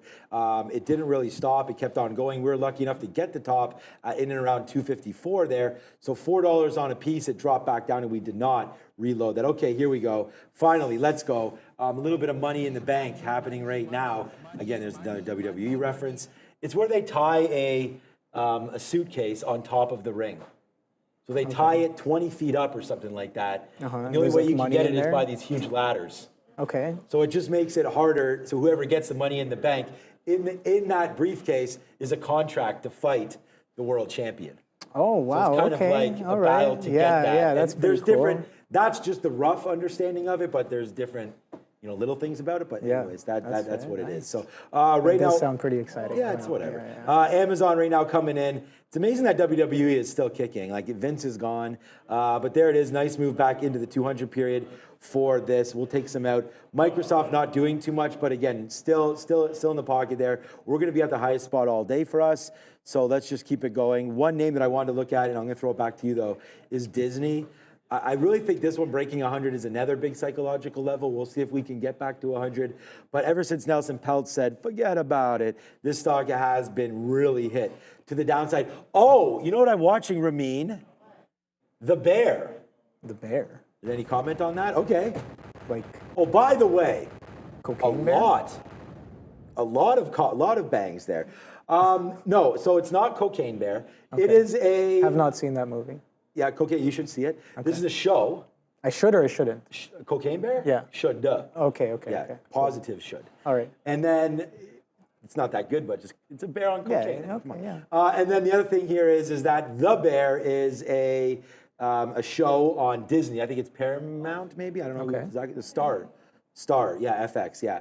So it's on the Disney Plus. So now we're finally getting some use out of that, and it's very stressful. Like I'm sitting there watching, it's very intense. Just episode 5, like season 1, episode 5. Yeah, and the reason why I said that is apparently John Cena, who's now retiring, he has in episode 4, apparently the guy, or season 4, kills some sort of a cameo that he has. So I'm very, very excited for that. I love John Cena. Okay. Oh, have you seen gotta Ricky check it out. Stenicki? No, I haven't. Man, that's another classic. Man, I love Ricky Stenicki. That just came out on Amazon Prime. All right. That's another John Cena one. I don't know. It's I get my Something movie Blockers list as just well keeps is another growing. real funny show movie that he did, and Peacemaker is great. I don't know. I like John Cena, but okay. So still going to the downside. What else can we talk about here? Market's coming in, yeah. Meta now is, by the A way, bit of a sell. $3 back into the money for Meta as a good out. But the Bear, the guy's works his restaurant. So he's a chef, Okay. opening his own restaurant, and so far just dealing with family members and just, a disgruntled kitchen staff right now. So apparently it's going to be a good one, so I'm excited for that. We like going to, we did, is that a good review for me? We did in North Bay, if you go on my Instagram, there's a couple different pictures there. I had this great Philly cheese, I'm going to find it. Philly cheesesteak? Philly cheesesteak, grilled cheese. Oh, beautiful sandwiches. It was, I might have actually tweeted One of my that. top sandwiches, Philly cheesesteak. Oh yeah. I like you For want sure, more, for sure. Obi. That was, it might have been a story, so it's actually not on my Instagram. But anyways, that was a lot of fun. Good food trucks. Food trucks are the best. Oh yeah. Some of the best food. Okay, let's go over to Adara, who's at the screen. It's on my Twitter. Quite a few of these names on the S&P 500 making some outside moves to the upside and downside. A couple interesting ones here as well, including Chipotle. CMG currently near day's lows, down more than 5%. Not any particular news on this one, but it has been a little bit weaker and more volatile since it split. There was also recently some analyst commentary from a Wells Fargo analyst with some regards to the portion sizing, the inconsistency of the portion sizing at Chipotle, so CMG to the downside. We also have here GLW, Corning, this one up more than 11%, raising or having a higher than expected Q2 core sales estimate here, EPS estimate in line with expectations for Q2, so nice look for GLW. Last but not least here, Enphase, ENPH, Enphase Energy, announcing that they're going to begin their shipments of their IQ8 commercial microinverters. Also could be moving in sympathy here with Solar Edge getting an upgrade. So good look for some of these energy names, guys. All right. Market's kind of coming in. Yeah, there it is. Teetering its way back down to that 20,600. Shout out to the MIA. Another one. Microsoft, we just got the bid there, same price, $465.20. So we'll just take that fill as it's coming back in right there, Obi. So yeah, you're just in Tesla, right? Good hold there. It seems like that's coming back. Bit of a sweaty hold, but yeah, it's coming in here. Again, looking at the market trend, it kind of poised towards that 20,600. Nice, I can hear myself as well. 252 this and is a funny. quarter is coming in. What is that? Yeah, something's wrong with I'm taking this out. We hear ourselves in the ear. So Yes. check out this. I mean, this has been, I went to my Twitter to find, oh, by the way, look at this. Boating life, this is what we talk about life. You know, Brandon and I have the Freedom and Wealth podcast. Honestly, man, sitting on a dock, watching the sunset here in lovely North Bay. There's the, for those of you from North Bay. There it is, nice little, that's called the Rainbow. No, that was a good episode there with Daniel. What's up, Daniel? Right here, what was this about? Oh, on to the semifinals. Yeah, Canada, Venezuela. Oh, man. Oh, so we went golfing? Look at this, Brendo. I don't know if you've seen this before. This is one of those cozies, but anyways, it has magnets on it. Oh, that's pretty so you can attach this cozy to your cart right there. And like as you're, anyways, I thought it was pretty nice. Right here it is right here. The Philly cheesesteak, grilled cheese. It was so good. I wish I remember what that, my wife, I'll have to ask her what that food truck was there in North Bay. Oh yeah, Hawk Tua or whatever this was. Let's get rid of that one. I thought it was funny. You can go check that out on my Twitter right there. But this is what I wanted to show you guys. I thought this was hilarious. Here we go. Not homeless. Wife in Costco, 2+ hours, please help. I almost feel like holding this out inside of Costco. You know, if you're in Costco for more than an hour, you're probably at 5 bills. More. Sounds about right. Sounds about right. Yeah. No, definitely. My wife and sent then me a they keep you message in there with like the, it's kind of like the maze like, not really a maze. I mean, it's not as maze like as IKEA, but most Costco's. Oh, by the way, we were at IKEA as well. My daughter needed some stuff. IKEA's pretty. I like IKEA. Yeah, IKEA's solid. I was saying. I said to my kids, this is like the things I talk about don't really. I said to them, I said, you know what? If zombies ever attacked, and we were walking through IKEA, I said, if there's one store that I could get trapped in, it would be IKEA. Oh yeah, because you could just pick your own little I'm spot. gonna find the cabinet section and I'm gonna hide. No, I'm not gonna do that. I'm just gonna chill out. I'm gonna go into one of those because they have all the apartments sort of built out for you already. Yeah. So just chill out there. You got your bed. You got that. IKEA has the food there. Just close the doors. All that kind of stuff. Yeah. Yeah, no. And I'll put this back. It'd be good. These all fixed out right now. It's really a shame that crypto's not doing too much, man. I mean, crypto right now up 3,000. We were trying to look at it. I was going to try to play some breakdowns or breakups or something, breakouts, but really 56 right now and 29. If you're going to look at iBit, just because we can also trade crypto here at Real Trading. Ooh, nasty. That could be something, but you could see very, very quiet right now on the crypto front. We'll go over to Ethereum as well. Pretty quiet for now. It did get noisy early, though. A lot of volume to the downside, Most of the volume spikes, though, today were buys. We could see if that is also true for iBit. No. So, again, just off the open, I guess it was 10 o'clock. We had a huge move down there for iBit. I believe that's when we broke 56 and got into 55.8 again. But right now, just not doing too much there for crypto as it's trying to make its move. It looks like we did a good idea by getting... Look at that 250, man. On... Slamming right back into that 250. Yeah, Tesla. Okay, well, you're in that trade. Okay. Yeah, I mean... Is there news on that? That's a nice No, move. I mean, it's flushing. I'm just like, all right, well, you know, we attempted to push through VWAP a bunch of times. I held a little bit of a degen hold, but again, I was like, all right, well, we keep licking the consolidation highs while the market's kind of coming in, and we never really convincingly broke past VWAP. So I guess I kind of exercised that idea. But that 250 half coming in, it covered most of it on the way down here. But yeah, no, a nice little trend break as well as a consolidation. It comes right back in, consolidation break to the downside as well. 249 is the low right here, and we are slamming in towards that 250. With only about, 23 minutes left to go there, Sean? So here comes the 250s. Let's see what we got. We got 300 lots on the bid at that 250. Oh boy. And I have the least amount of size. And it slams right through like butter. Yeah, we talk about Tesla being aggressive. This is a prime example of Tesla's aggression when it does come in here. Tesla, and again, you get like, if I'm trying to take this short on the way down, I'm obviously chasing, but on the way up, I don't know. I like that trade a little bit better. You're long off the 250. Yeah, I like that idea. But kind of coming into it hot like this at the end of the day here with only about a few minutes left. Let's see what we got in store here. But yeah, that 250 long, it could definitely give you something. Already bouncing over 670 pennies. Yeah, beautiful. Nice long there, Sean. Good reason to buy. I mean, there it is. Wow, just as aggressive. Wow, look Come at on, that. dude. This is what we're doing, dude. This is what we're doing. Holy. There's not much else to do. Bit of a bid on 250, you'd A say. bit, Yeah, slightly. you know, Yeah, just a yeah. bit of a bit. Yeah. Right there, yeah, nice. We only took 25s. Wow. What? No, I'm like, wow, like, you know, it's like the way it bounced. It's just like, It's these stocks. This is what I was saying about there being so much opportunity. You know, the market could be flat, but then you wait for these opportunities. My bid was sitting there on Tesla. If you want to come over here, I mean, look, this is the trade, right? So my best trade of the day was breaking through 250. Right? Show your versatility. Buy it again, right? So we just try to trade different styles. Now 80 cents in the money. There goes Tesla. Cooking. oh boy. Dang. Straight cooking. That 251 coming Right in, now, we're man. straight cooking. I like Yeah, that, yeah. Obi. I like that. 199's holding as well. Nice. I ain't gonna hold. Very Oh, nice. you're still short. I am short my last But piece. that's okay. Yeah, you're yeah, well in the money. That's a Yeah, great yeah, trade right there. It's about And 2 now we points. go dollar clubbing. Dollar clubbing. Everybody likes a dollar club. Yes, sir. That's a snipe, dude. That's a solid snipe. You weren't even- posted there, were you? I was posted. Oh, you were already Yeah, posted. that's why I was okay, gonna say okay. it wasn't that much. Okay, that's why you turned your attention because I was like, it's coming in, right? Yeah, I yeah. thought you That's why po- it's like as soon as you said that, I got filled. Okay. So I just all didn't want to right, cool. interrupt you. Yeah. No and worries. then plus, if it was a loser, I didn't want to mention it. You know what I mean?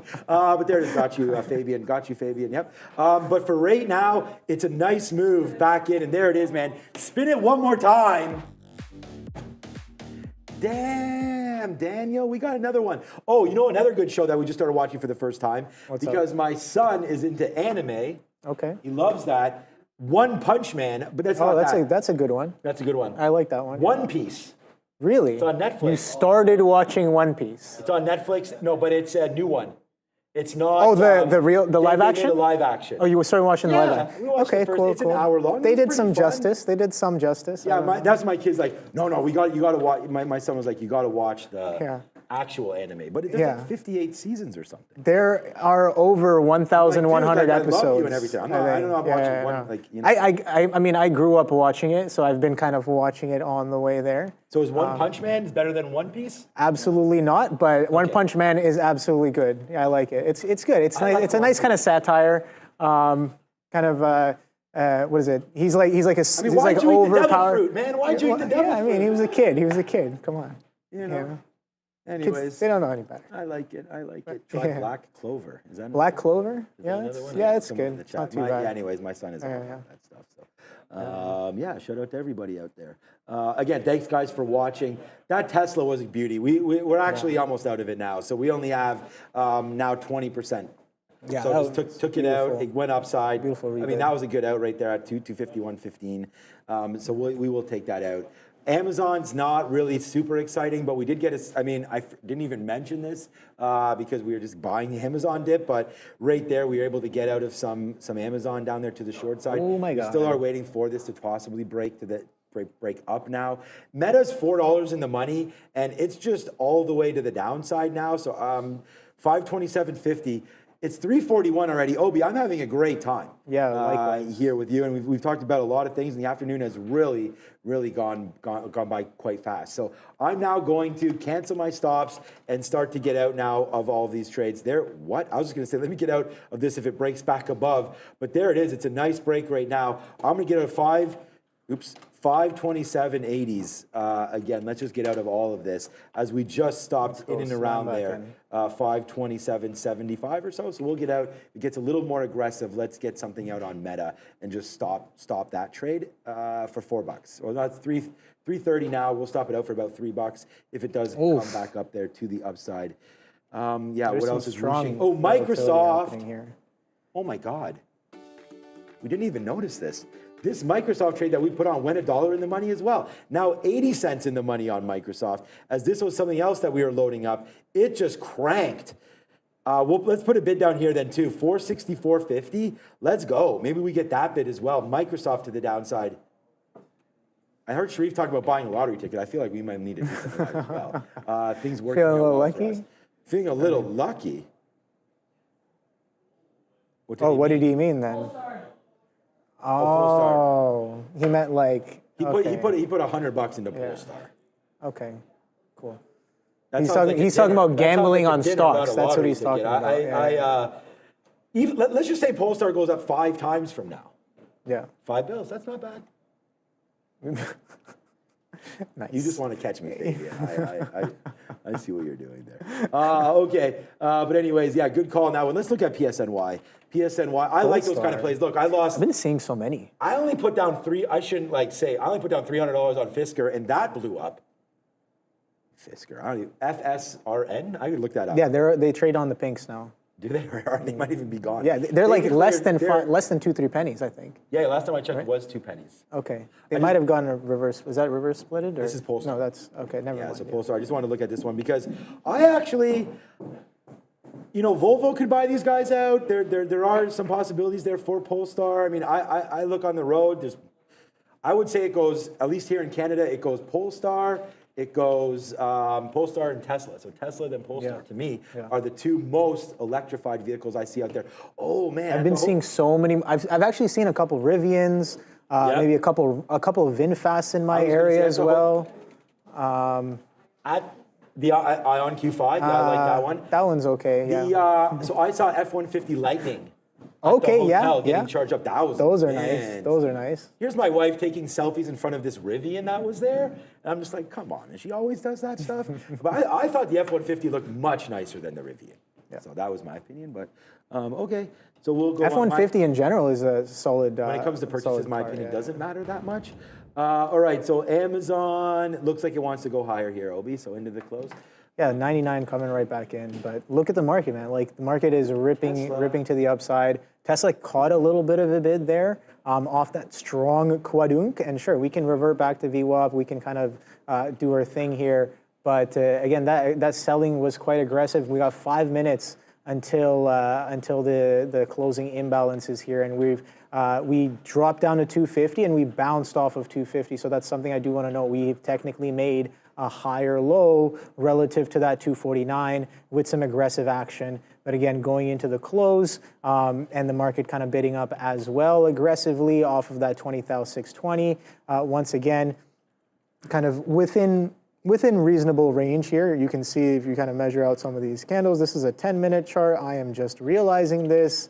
GG's. Okay. Interesting, but all right. Okay, so I didn't know that was a 10-minute chart, but again, the chart is a chart, and we're still holding some of this trend from before here. When is it? 130, right? 130. We've made incrementally lower highs and kind of lower lows with a little bit of a base happening here, lower 20,600s here. So okay, so there's some random size on the ask there on Tesla. Buddy got taken out on an edge at 50. So you know what? I'm not gonna I guess stay a little bit longer in this one.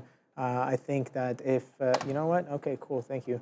Coming right back into 252s. I don't necessarily want to be involved with that ticker now. Again, only about 4 minutes left until these imbalances, Sean. So we might be in store for some strong volatility. There goes 252 coming right back in. VWAP's right at that 253, just shy of 253 here. And yeah, strong flush going into the close there. And yeah, definitely potentially poised for a bit of reversion if, again, that was a little disconnected from the rest of some of these tickers here. Let's see how Boeing is kind of ending off on the day as well. Boeing a little sideways as of right now. Let me just refresh this here. Yeah, okay, so a little bit sideways.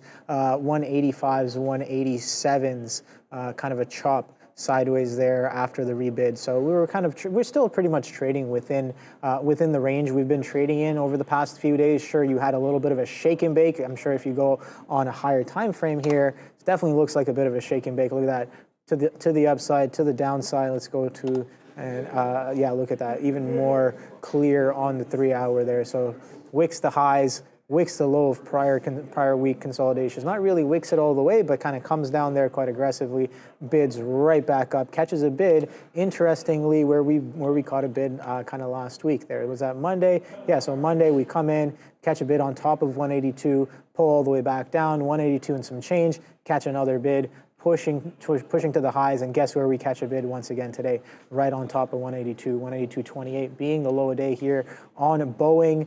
So I don't know. Let's see if that 182 acts as support. We could potentially take flight on Boeing once again here. Again, being aggressively sold off from prior levels, off of the news that we've been having negative news back to back. What was that? A little bit of buzzing in the ear. Yeah, a little bit of a beep. Markets very, very strong. Look at the NQ coming in, Sean. Only about 2 minutes until these imbalances The thing show is, up. if they keep doing those beeps in my ear, then I can take workers' comp. I can just take workers' comp off. I won't be able to hear you. But no, we are testing the audio. I want to thank everybody for staying with us here as we try to improve the show as much as we possibly can. So thanks for the help today on the audio for sure. I just want to give a big shout out to Jesus Cabrera here for $1.99 super chat. Hunter times Hunter is better than all. So I don't know if he means Hunter Hearst Helmsley or what stock or whatever. I think we're talking about it's another anime. Oh, is it an anime? Yeah, okay, yeah. so you know that one? Hunter x Hunter, yeah, I've seen it a while Where's back. your ranking there? It's up there. It's good. Give me the best one. The best. I'm definitely biased. Yeah, I'd most say people are biased. One Piece. One Piece. Yeah, straight up. All right. All right. So yeah, Tesla. I like the one. I liked what I saw from the first one. Have you seen the live? Probably. Yeah, it was good. I was like, they did justice. Okay. They did okay. We watched the whole episode. Then we watched the good. first episode of original anime, and it was pretty cool. I like it. It's interesting. Yeah, my son's like, I like don't science judge fiction. the quality. I'm like, look, I was born, born in the 40s. I know TV was bad back then. Okay, here we go. We do have the imbalances coming out very soon. So let's have a quick look. We are in $2 in the money now on Tesla.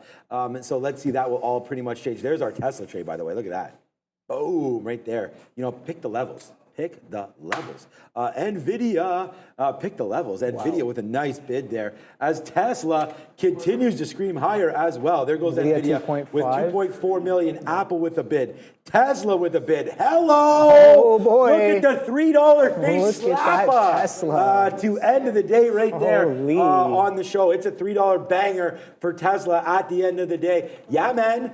We get excited. There it goes for Tesla. It's a nice trade. I'm just going to get it out. I'm going to get one piece out right now for Tesla at 254. So that's a big trade right there. Let's just spin this. That was aggressive. That bid. I mean, we broke that consolidation right off the bat, and you were still holding your 250. Solid, man. Yes, Great that was trade. a good one, man. That's Great $4 there at the end of the day, 3 and change there to end the day. We can double check it. And if you guys were always wondering, what makes the bump there at 350, it is the market on close imbalances. So Neil, myself, Obi will all try to show these, and it's also pretty helpful for when there is a halt.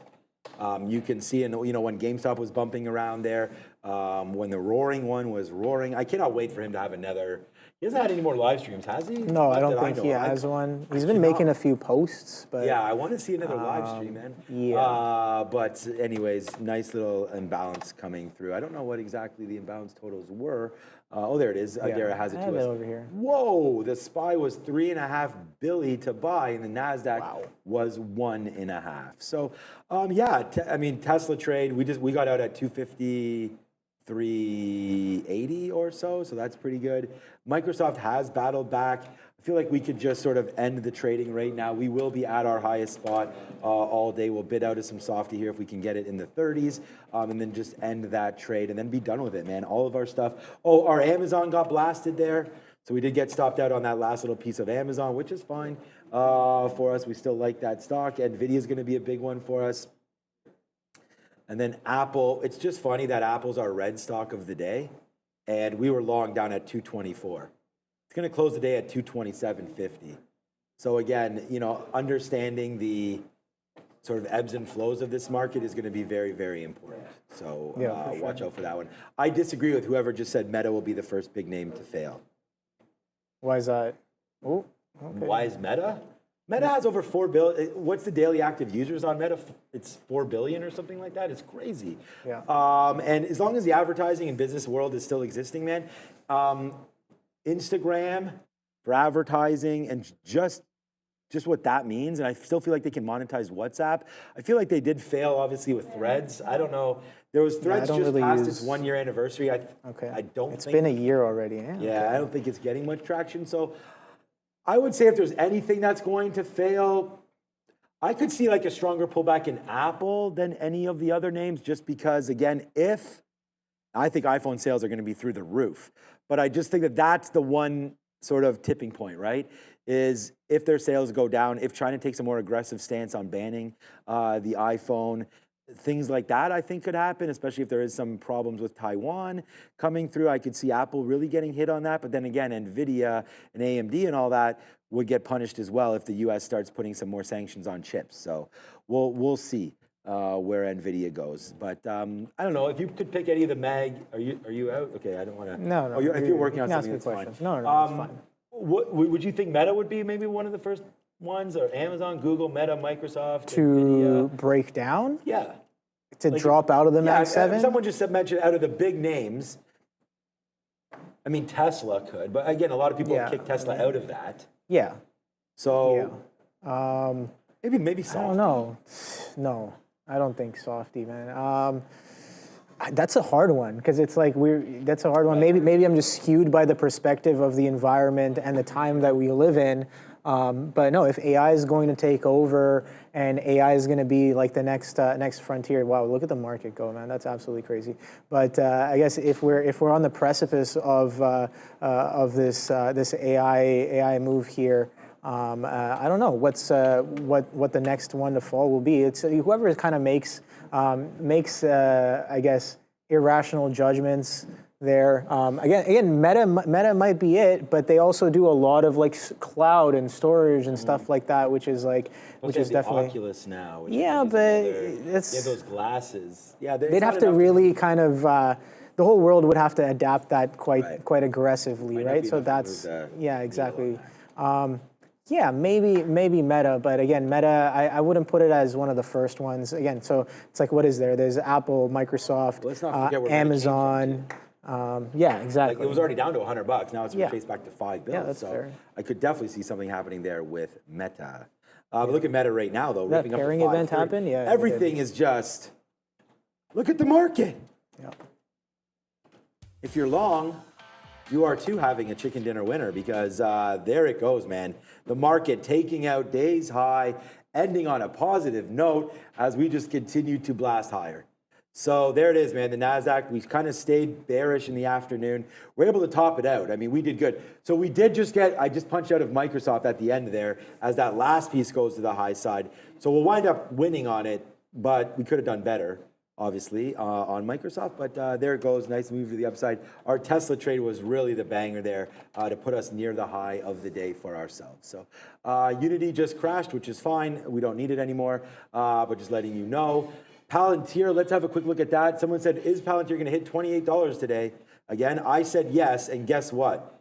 $27.99. Wow. Okay. All right. So we got there. You want to talk about, look at that. Yeah. I was going to say, this is where the bulls and the bears can win, right? Because if you're waiting for something, you're probably waiting for 28. You just took advantage of that. Too many Seans. You just took advantage of that now, right there. Like, look at this. Nice dump right there. That was the high, was the high, was the high. Fade back in. I like Palantir, but not really for now. All right, it's 3:57. I'm going to go over to the desk, Obi. Yes, sir. So you okay? Yeah, no, I'm good. Okay, I'm good. so we'll do that, and I will see everybody on the desk for the closing show with Michael Noss and Adara. So again, thanks, Obi. Thanks for all the work over the last couple of weeks, and we'll have Neil back in the chair tomorrow. Yeah, thanks for having me. Good, solid trades there, Sean. On the day, there has been, look at that volatility, that strength that just came in off of these imbalances here on the NQ, blasting to the upside here. 20,006 area still holding strong. So that push, look at how aggressive those. That was a wick through the highs. Again, I'm getting a little bit of feedback here, so I'm just going to take that out there. But yeah, I tried to get long on this Tesla move through that 254. It doesn't really continue. Some of the imbalances they pair at the 56 right there. So that Tesla nowhere really to be seen, and it came out with about a 1.3 million to buy there, and we got that aggressive action going into the close.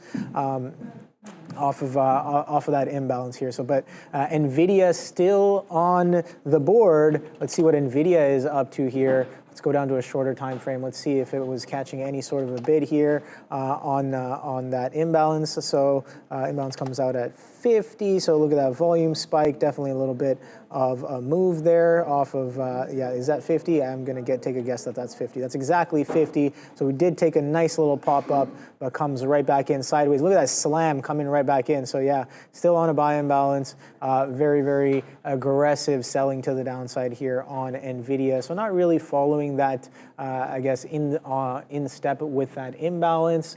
But again, hopefully you guys had a solid trading day today. A lot of opportunities in the market here. Again, both ways. We saw some good longs, especially on Tesla. We saw some good shorts again on Tesla, good shorts on Amazon. The long was not the right idea.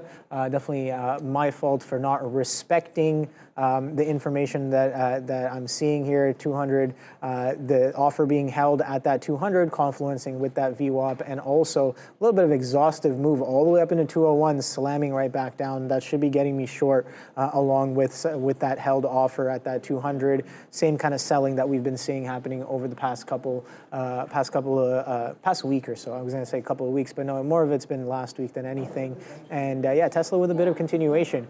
Let us know what you guys have traded. I can take a quick look at them, but you know what? We only have 30 seconds left, so maybe they'll take a look at them in the market recap show, starting just after this one right here as we come to a close. So yeah, let's see what people are saying in the chat. Apple all-time highs again. Yeah, okay, so Apple might be something I should be a little focused on, as I haven't been, but Apple is definitely pushing for some of those all-time highs with only about 10 seconds left in Dare at the Bell. Let's start the countdown here with 5, 4, 3, 2, and 1.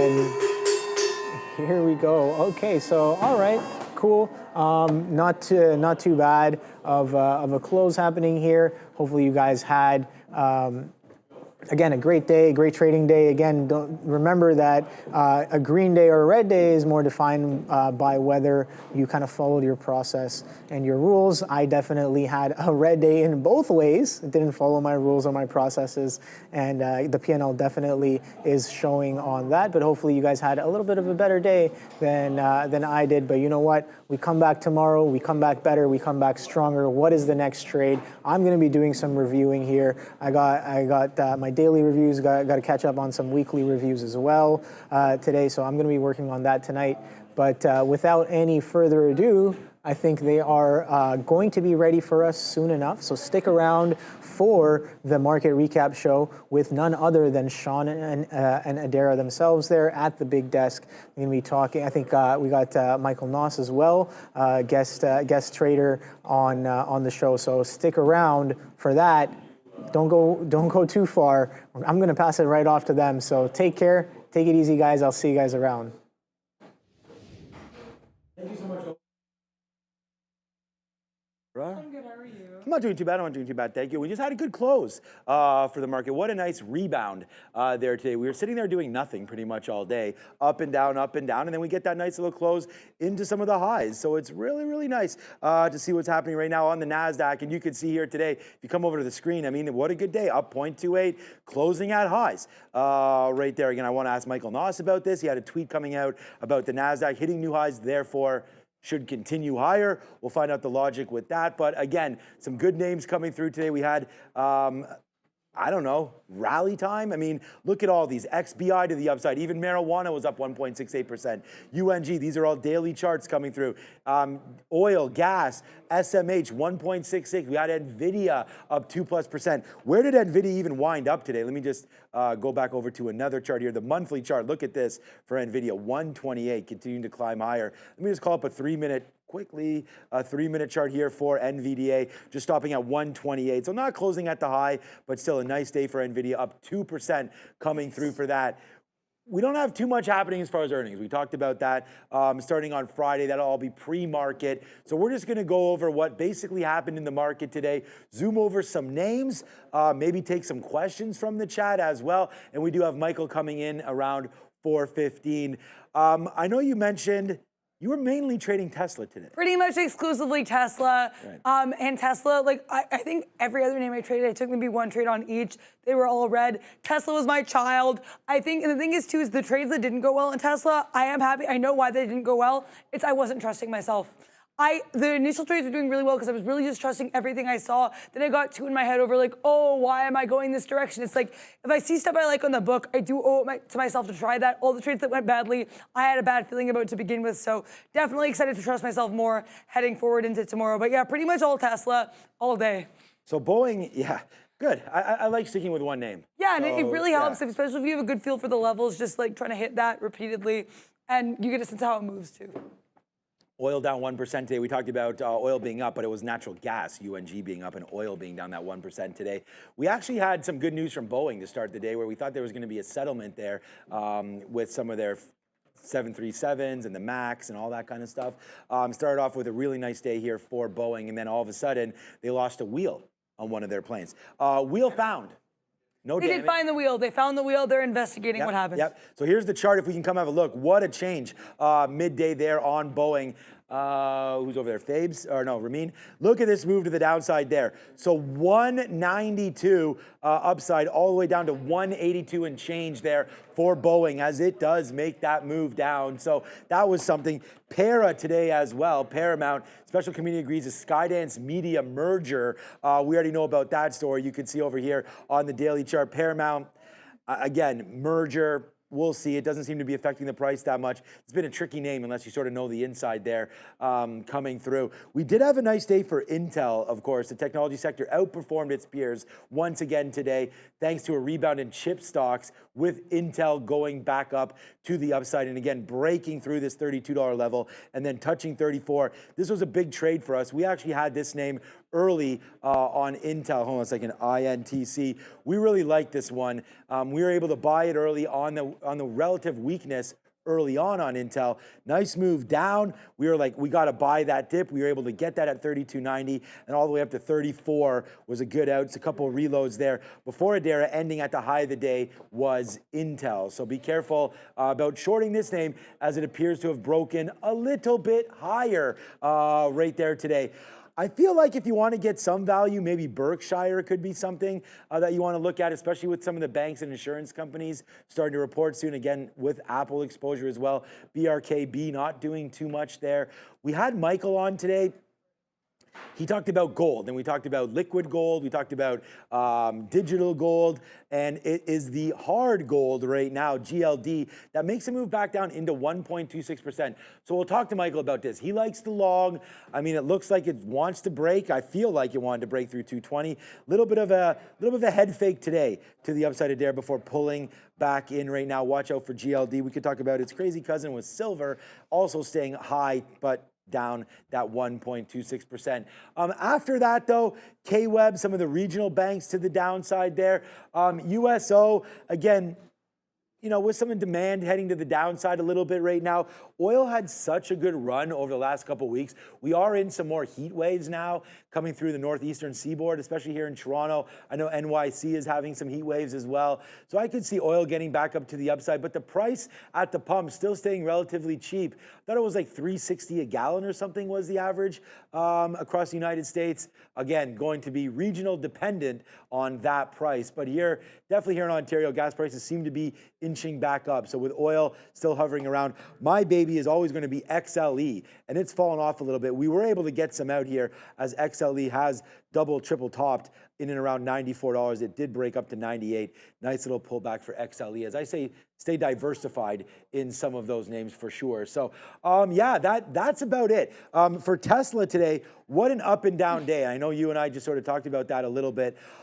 My biggest trade, okay, this has a nice, I got to get rid of this line right there, delete. Right there, but Tesla here today, what a break of 250. We wrote this down on the sticky note. It was one of our biggest trades of the day. We really like that 250 psychological break back up there to the upside. It ran all the way to 259 Adara with this huge move. This is how I traded Tesla today. TSLA, again, find the sticky note at Trader TV Sean, but we didn't trade it at all until it broke. So it makes the move all the way down. We're just like, what is wrong with Tesla? Makes that move down, and there's that. Not only was it 250 break, it was also the pre-market high break, and we took $4 on it, fell all the way back down, 250, 250. Then we were able to get this. That was, we called this a snipe, and basically it was. We were sitting there though, but came into 250. We knew we liked it. Look, we like it once, we like it twice. Boom to the upside. There it is again, another $3. Nice. 3 and change, actually, 375 to the upside there for Tesla to end the day. I just feel like Tesla, so many traders were so wrong on Tesla. If we load this up, I don't know why it's not changing. There it is, my daily chart here. I mean, what a lot of traders, we had even, I don't know, we'll talk to Michael about it. I don't know what his, okay, it's not loading on here, so we'll skip that and call up our trade ideas chart. But again, Tesla was really left for dead by many traders. Breaking back down below this 140 was a scary spot because you go all the way back to May. That was that 150 break. When it broke right there, it did look like Tesla was forget about it. But then look at that, 40% in a couple weeks, up to 252. I think it's time to sell some of this, especially if you're long from those bottoms. Tesla getting a little overextended, well off of right now. It's 200. This because this was my trade of the week, by the way. That's why we drew this down here at 170. Look at that bounce from 170. Man, it's so funny because we talked about this, and we have Michael on in a couple of seconds as well, but it's like you could make calls on stocks, but at the end of the day, you got to put the trade on. Oh, yeah. You know, and then make sure you have your outs, because if you're buying this here, even anywhere around here, 180 off of 170, it's $10 worth of downside risk, but you just got 70 to the upside. So you got to look at risk to reward and to how your names move, right?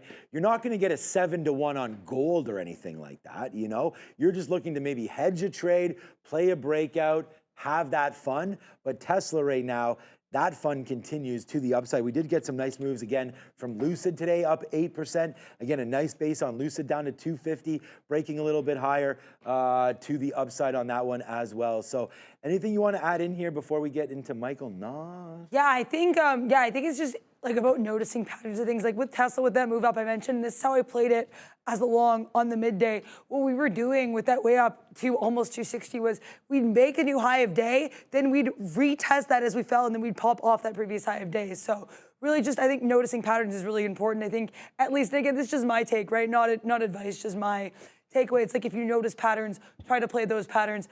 Obviously, it ended up flipping to the short, but yeah, I just think it was a pretty big learning opportunity, just playing that one name pretty much all day and sticking with it. Excited to keep going for tomorrow.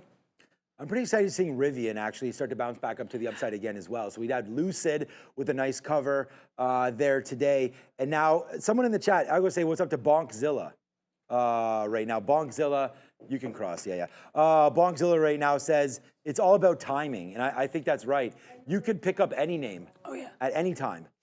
But do you have the right level? Do you have the right price? Is it the right time to buy those shares? I mean, Rivian get a huge bump up. I'm really happy. I was pretty nervous when we got that move to the upside there on the Volkswagen deal. Then it basically faded right back. But look where it bounced off of. It bounced off of the gap cover. So that gap little fill right there, back up to the upside. I like Rivian now. Holding the 200 period, as long as we can stay above 1481, then that is something to look for right there. You can use TraderTv.20 for trade ideas. We will have Michael coming on in a minute as well. And I do want to ask Michael about this because I was looking at, and he spent a lot of time on this. So thank you so much to Michael for doing all this work. But again, this relative strength scanner, I was looking at it all day. SOXL was up there to the high side for a lot of the day. And you could see SOXL, bang, nice move here. Taking out, coming up 2 highs. So I like SOXL. And again, that is just the 3-time semiconductor ETF. I tend to trade SMH a little bit more, but again, yeah, SOXL, a little bit of less price there. Same reason why I trade TQQs, SQQ, things like that. There's a lot of questions here, and we could talk about this quickly about Block. I do not want Binance to send me notifications, but you know, what's up with Ethereum?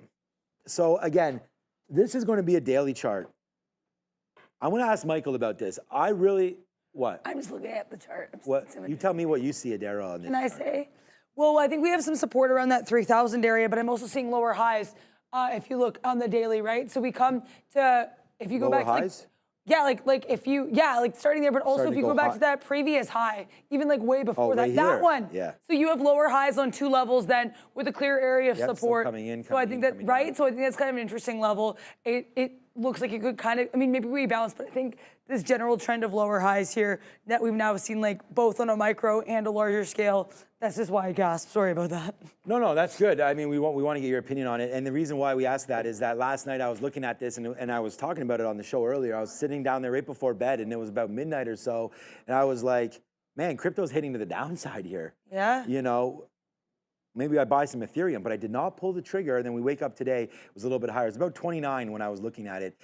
Looks like it did get as low as 28, right? So this 28, if that breaks, we're in trouble. And, you know, you can make different calls. And one of the best parts about being a trader is your decisions are kind of made for you sometimes. And that's what I actually want to talk to Michael about, because the last time he was on, not the last time, a couple times ago, he had mentioned how much crypto looked like it was breaking out. We had Brian Shannon with similar agreeances. But then once you started to fade back out, you got to get out when different levels have broken, right? So if I just switch this over and talk about trying to get BTC on here, that's still ETH. So I'm just going to change this over and get BTC. But once we break back down some of these levels, you got to think about getting out. So here's the daily on Bitcoin, right? It looked real good. It looked like it wanted to break out back into June 6th. But then look at this. Just been a real bad time to the downside.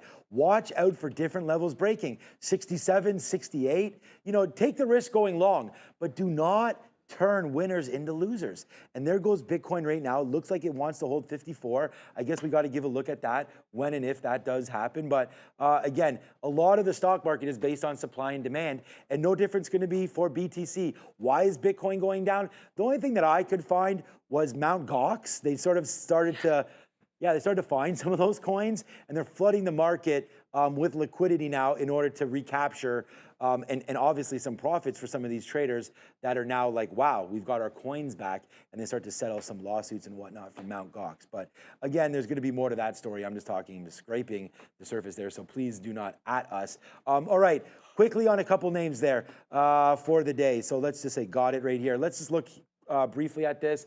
There it is. So it's Apple with a nice day. Yeah, normally I say get my mug out of there. Now we have Sharif and Adara on there. Here it is, AVGO. Guess who bought calls in Broadcom last week? Danielle Shea, maybe. That'd be nice if she did, but Nancy Pelosi. Oh, okay, I was going to say, because I know Danielle likes Broadcom. Yeah, good one. Good call on that one. Google, I miss Danielle Shea. She's on with Neil now. 1.96% for Meta. Let's go to this. We'll just quickly talk about some of these names and we'll throw up to Michael. Meta right now down 2%. Eli Lilly, nice little move for Eli Lilly, as again, their Ozempic apparently doing wonders for some parts of cancer as well. So, I mean, what kind of drug is this? Costco keeps on going to the upside. KO, Costco down today though. Procter & Gamble up a little bit. Not much else catching my eye. Tesla, of course, AMAT, GE. Nice to see AMAT in the producer manufacturing column there. Caterpillar's a name I've wanted to get back into as well. So just a couple names, but Microsoft, Apple, NVIDIA, Google, Meta, all on watch, and kind of a mixed board there. We talked about QQQE, and I know Michael will know about this. This is equal weighted. So that's instead of Microsoft being 10% and Apple being 10%, every man or woman gets one vote. So that's what the equal weight means. So if you're going to be the NASDAQ 100, Microsoft would get just as many votes as Snowflake, for example. Okay. That would be in. So everything's like getting like basically 1/5%, because there's 500 names in there. Yeah, but for this would be for the NASDAQ, which would be NASDAQ. Oh, 100. So Good one. Okay. I like that one. Wow. All right, are we ready?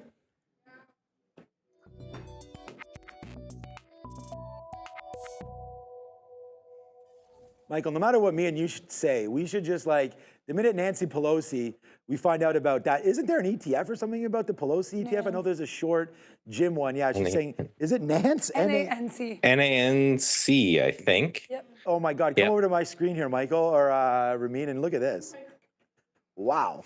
Well, look what it says. Unusual Whales Subversive Democratic Trading ETF. She's winning right here. I'm going to suggest, Michael, you probably don't follow her, do you? It's a place to get ideas, just like anything else. I do like to look at it because it's all public information you can find anywhere. Unusual or insider buys. I love when a CEO buys its stock. I never care. I know a lot of people are up in arms about Amazon and Jeff Bezos selling a bunch. I never care when a shareholder or a CEO, I never care when they sell, because there's millions of reasons to sell, right? You got a new yacht you got to buy, you go through a divorce, whatever. But when you're buying your own stock, you're taking after tax revenue, Right. and you're, so you're getting your salary, you're getting tax, you're going in and buying a stock. So yeah, I do pay attention to that, just because, especially if it's a CEO, a CFO, some, Oxy for Warren Buffett is a good example. Yeah. I think they're good to pay attention to, but as a technical analyst, it's going to be price that's going to decide whether or not I take a trade every time. Michael, do you mind looking with me? You might have heard there in the green room about Ethereum. We can look at any product you want as far as crypto is concerned, but specifically ETH, because I have the chart on here on the daily. We can look at ETHE maybe as well. But I feel like this 28, we saw Bitcoin give it up there, breaking through 60. We saw a nice downside move, 10% lower than 60, down to 54 and change, 55 and change. Are we nervous about 28 losing here on Ethereum? Any comments? Maybe we got to wait for it to test and hold and retest. I right now, I almost pulled the trigger on a long there last night. Is it dip buy opportunity here for some of these crypto names? That level on Ethereum, I do think is important. I'm not really a dip buyer myself. I'm more of buying strength. I like Bitcoin when it was up testing highs and challenging a breakout. Now that they're down near lows, I'll just wait, which means if they do bounce from here, I'll miss some. But again, for me, my philosophy is just to buy strength. Now, the way I look at it is that if you are going to buy strength, Ethereum is still, showing massive relative outperformance. And we've been talking about this on this show for a while now. So if I'm looking to get bearish crypto, then I'm going to look to short Bitcoin. If I'm going to look to get bullish crypto, I think I'm going to buy this Ethereum. And the fact that we have all these bottoming tails, I think you see more if you look at the actual crypto chart, because it trades over the weekend. But you can see every time there's a dip here in ETHE around this level, there seems to be some buyers. So if you're someone who likes to buy support, if you're someone that likes to buy a dip, again, the benefit is, if we break down under that level, it's time to go. You can put out a stop loss. It trades 24/7, so you'll get stopped. If you're someone like me who's looking for strength, I at least want a downtrend line or a major anchored VWAP or something like that to break before I get involved.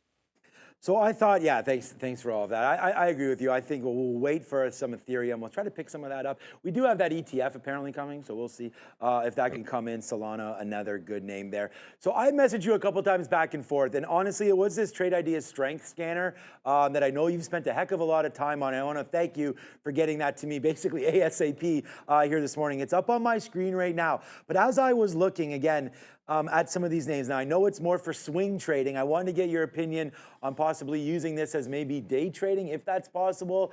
Maybe it's not. But I was really impressed looking at some of the names. They were really hitting today. We talked about SOXL, and then we looked at the strength with SMH coming through today again. There's SOXL. We do have Philip Morris as well there. Look at this sort of a move there at the end of the day for PM. But I guess some of the basic things here that we can discuss. Obviously, the higher the score, the stronger the name there. So that's a pretty easy one. I like that you have average volume here. But any sort of talk about this scanner? We did get a lot of questions as I was talking about it live on the show. So maybe a brief little rundown from the man who created it.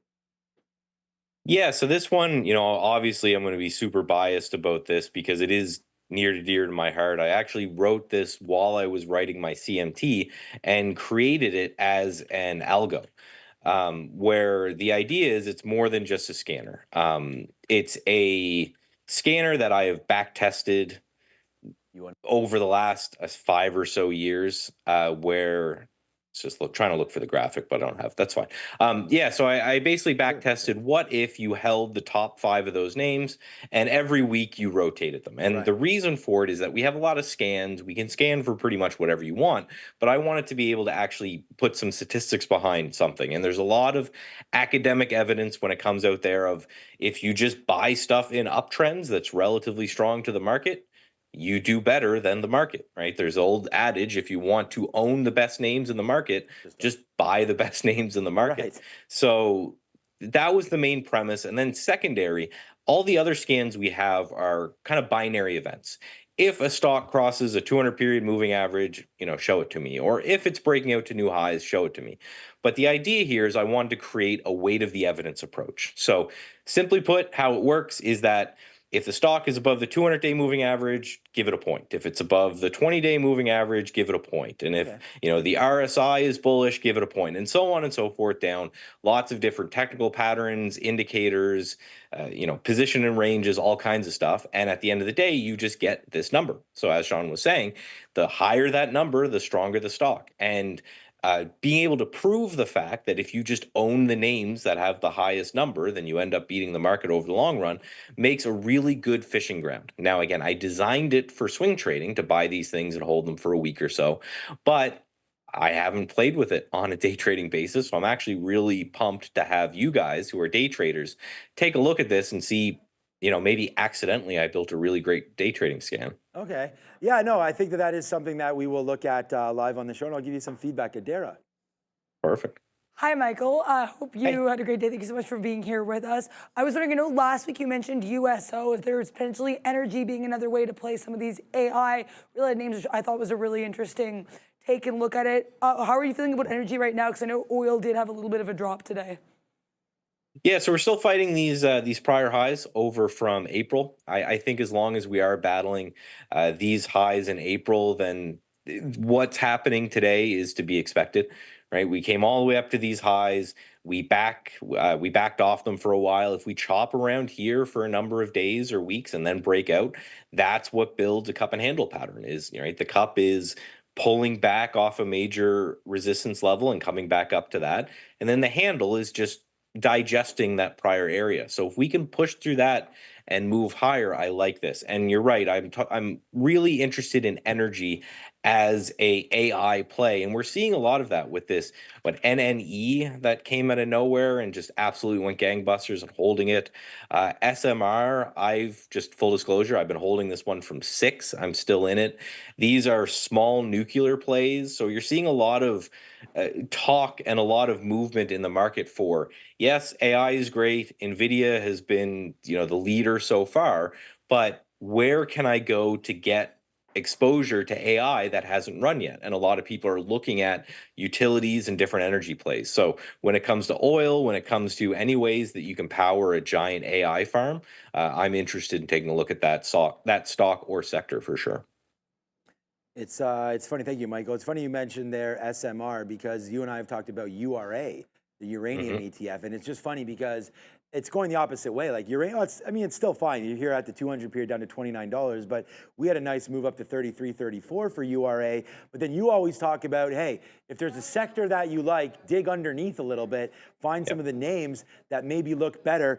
Could you maybe ask, or I don't know, I've never really seen this SMR before, New Scale Power. What got you long there at $6? Was it just the hold of the 50 period? Was it this 200 period here on the chart for SMR? Still in it? Do you have a target? But SMR right now, what a great stock, Michael. You definitely nailed this one. Congratulations on this. Looks like maybe overextended, but hey, you're the chart guy here. What does SMR look like to you right now? And what was the indicator that maybe got you in, or the confidence to put on a position here in and around $5, $6?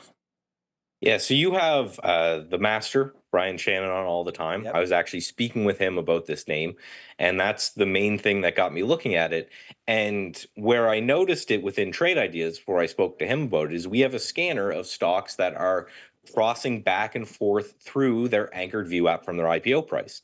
The idea is that if we talk about anchoring view apps from earnings dates and highs and lows and all this stuff, but if you can anchor it from the IPO price, you know that where the average market participant since the life of the stock is, right? The IPO is, basically when a stock is born. So on the chart here, I have SMR on the weekly chart, and I have the anchored view app from the IPO. So we had the initial run from when it was IPO'd, and then it had spent a long time down, and it started to show up in that anchor view app scanner around here on the weekly chart, which is around $6 a share, which that's where I mentioned I was long. So then you go into a daily chart, and then you zoom into that $6, and it's right in this area right here. So another anchored view app from this major spike right here.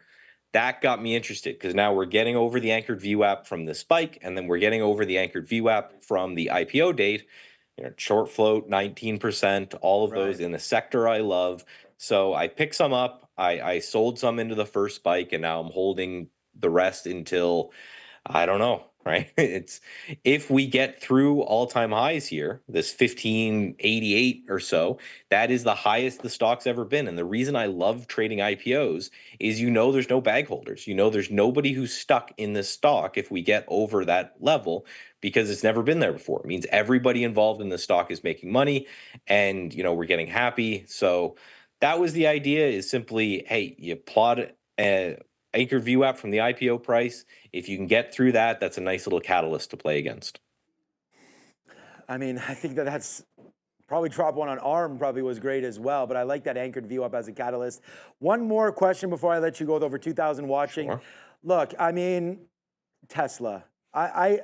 It's so huge right now, and I thought that there was just so many people probably caught offside, and I think that's what a lot of this run is all about. Maybe people not believing in it, some of the shorts getting squeezed out a little bit, some of the longs trying to push it a bit higher. It has a short float of 4%, which is actually pretty big for a market cap of almost $1 trillion.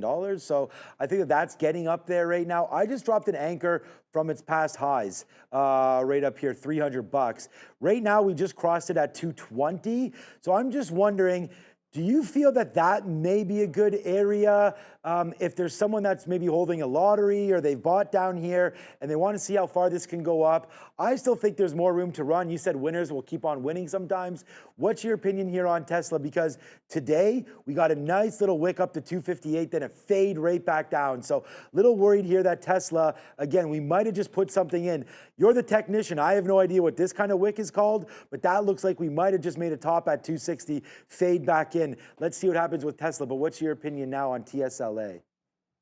Well, I think you nailed it there. I think the reason for the Tesla move, short squeeze, like you talked about, all that, I think the main purpose too is that hedge fund managers need to find alpha. And in this market, it's you either owned NVIDIA and the semiconductors, or you're going to your investors and you're reporting massive underperformance to the market. It's just kind of the way it is. So when this thing started moving, I think you had people piling in, looking for this move to happen. You had shorts covering and all that. Now, you're right, we're overextended here. I heard you say that when I was in the green room. I wouldn't pick something up right here. I think bidding for a pullback makes perfect sense.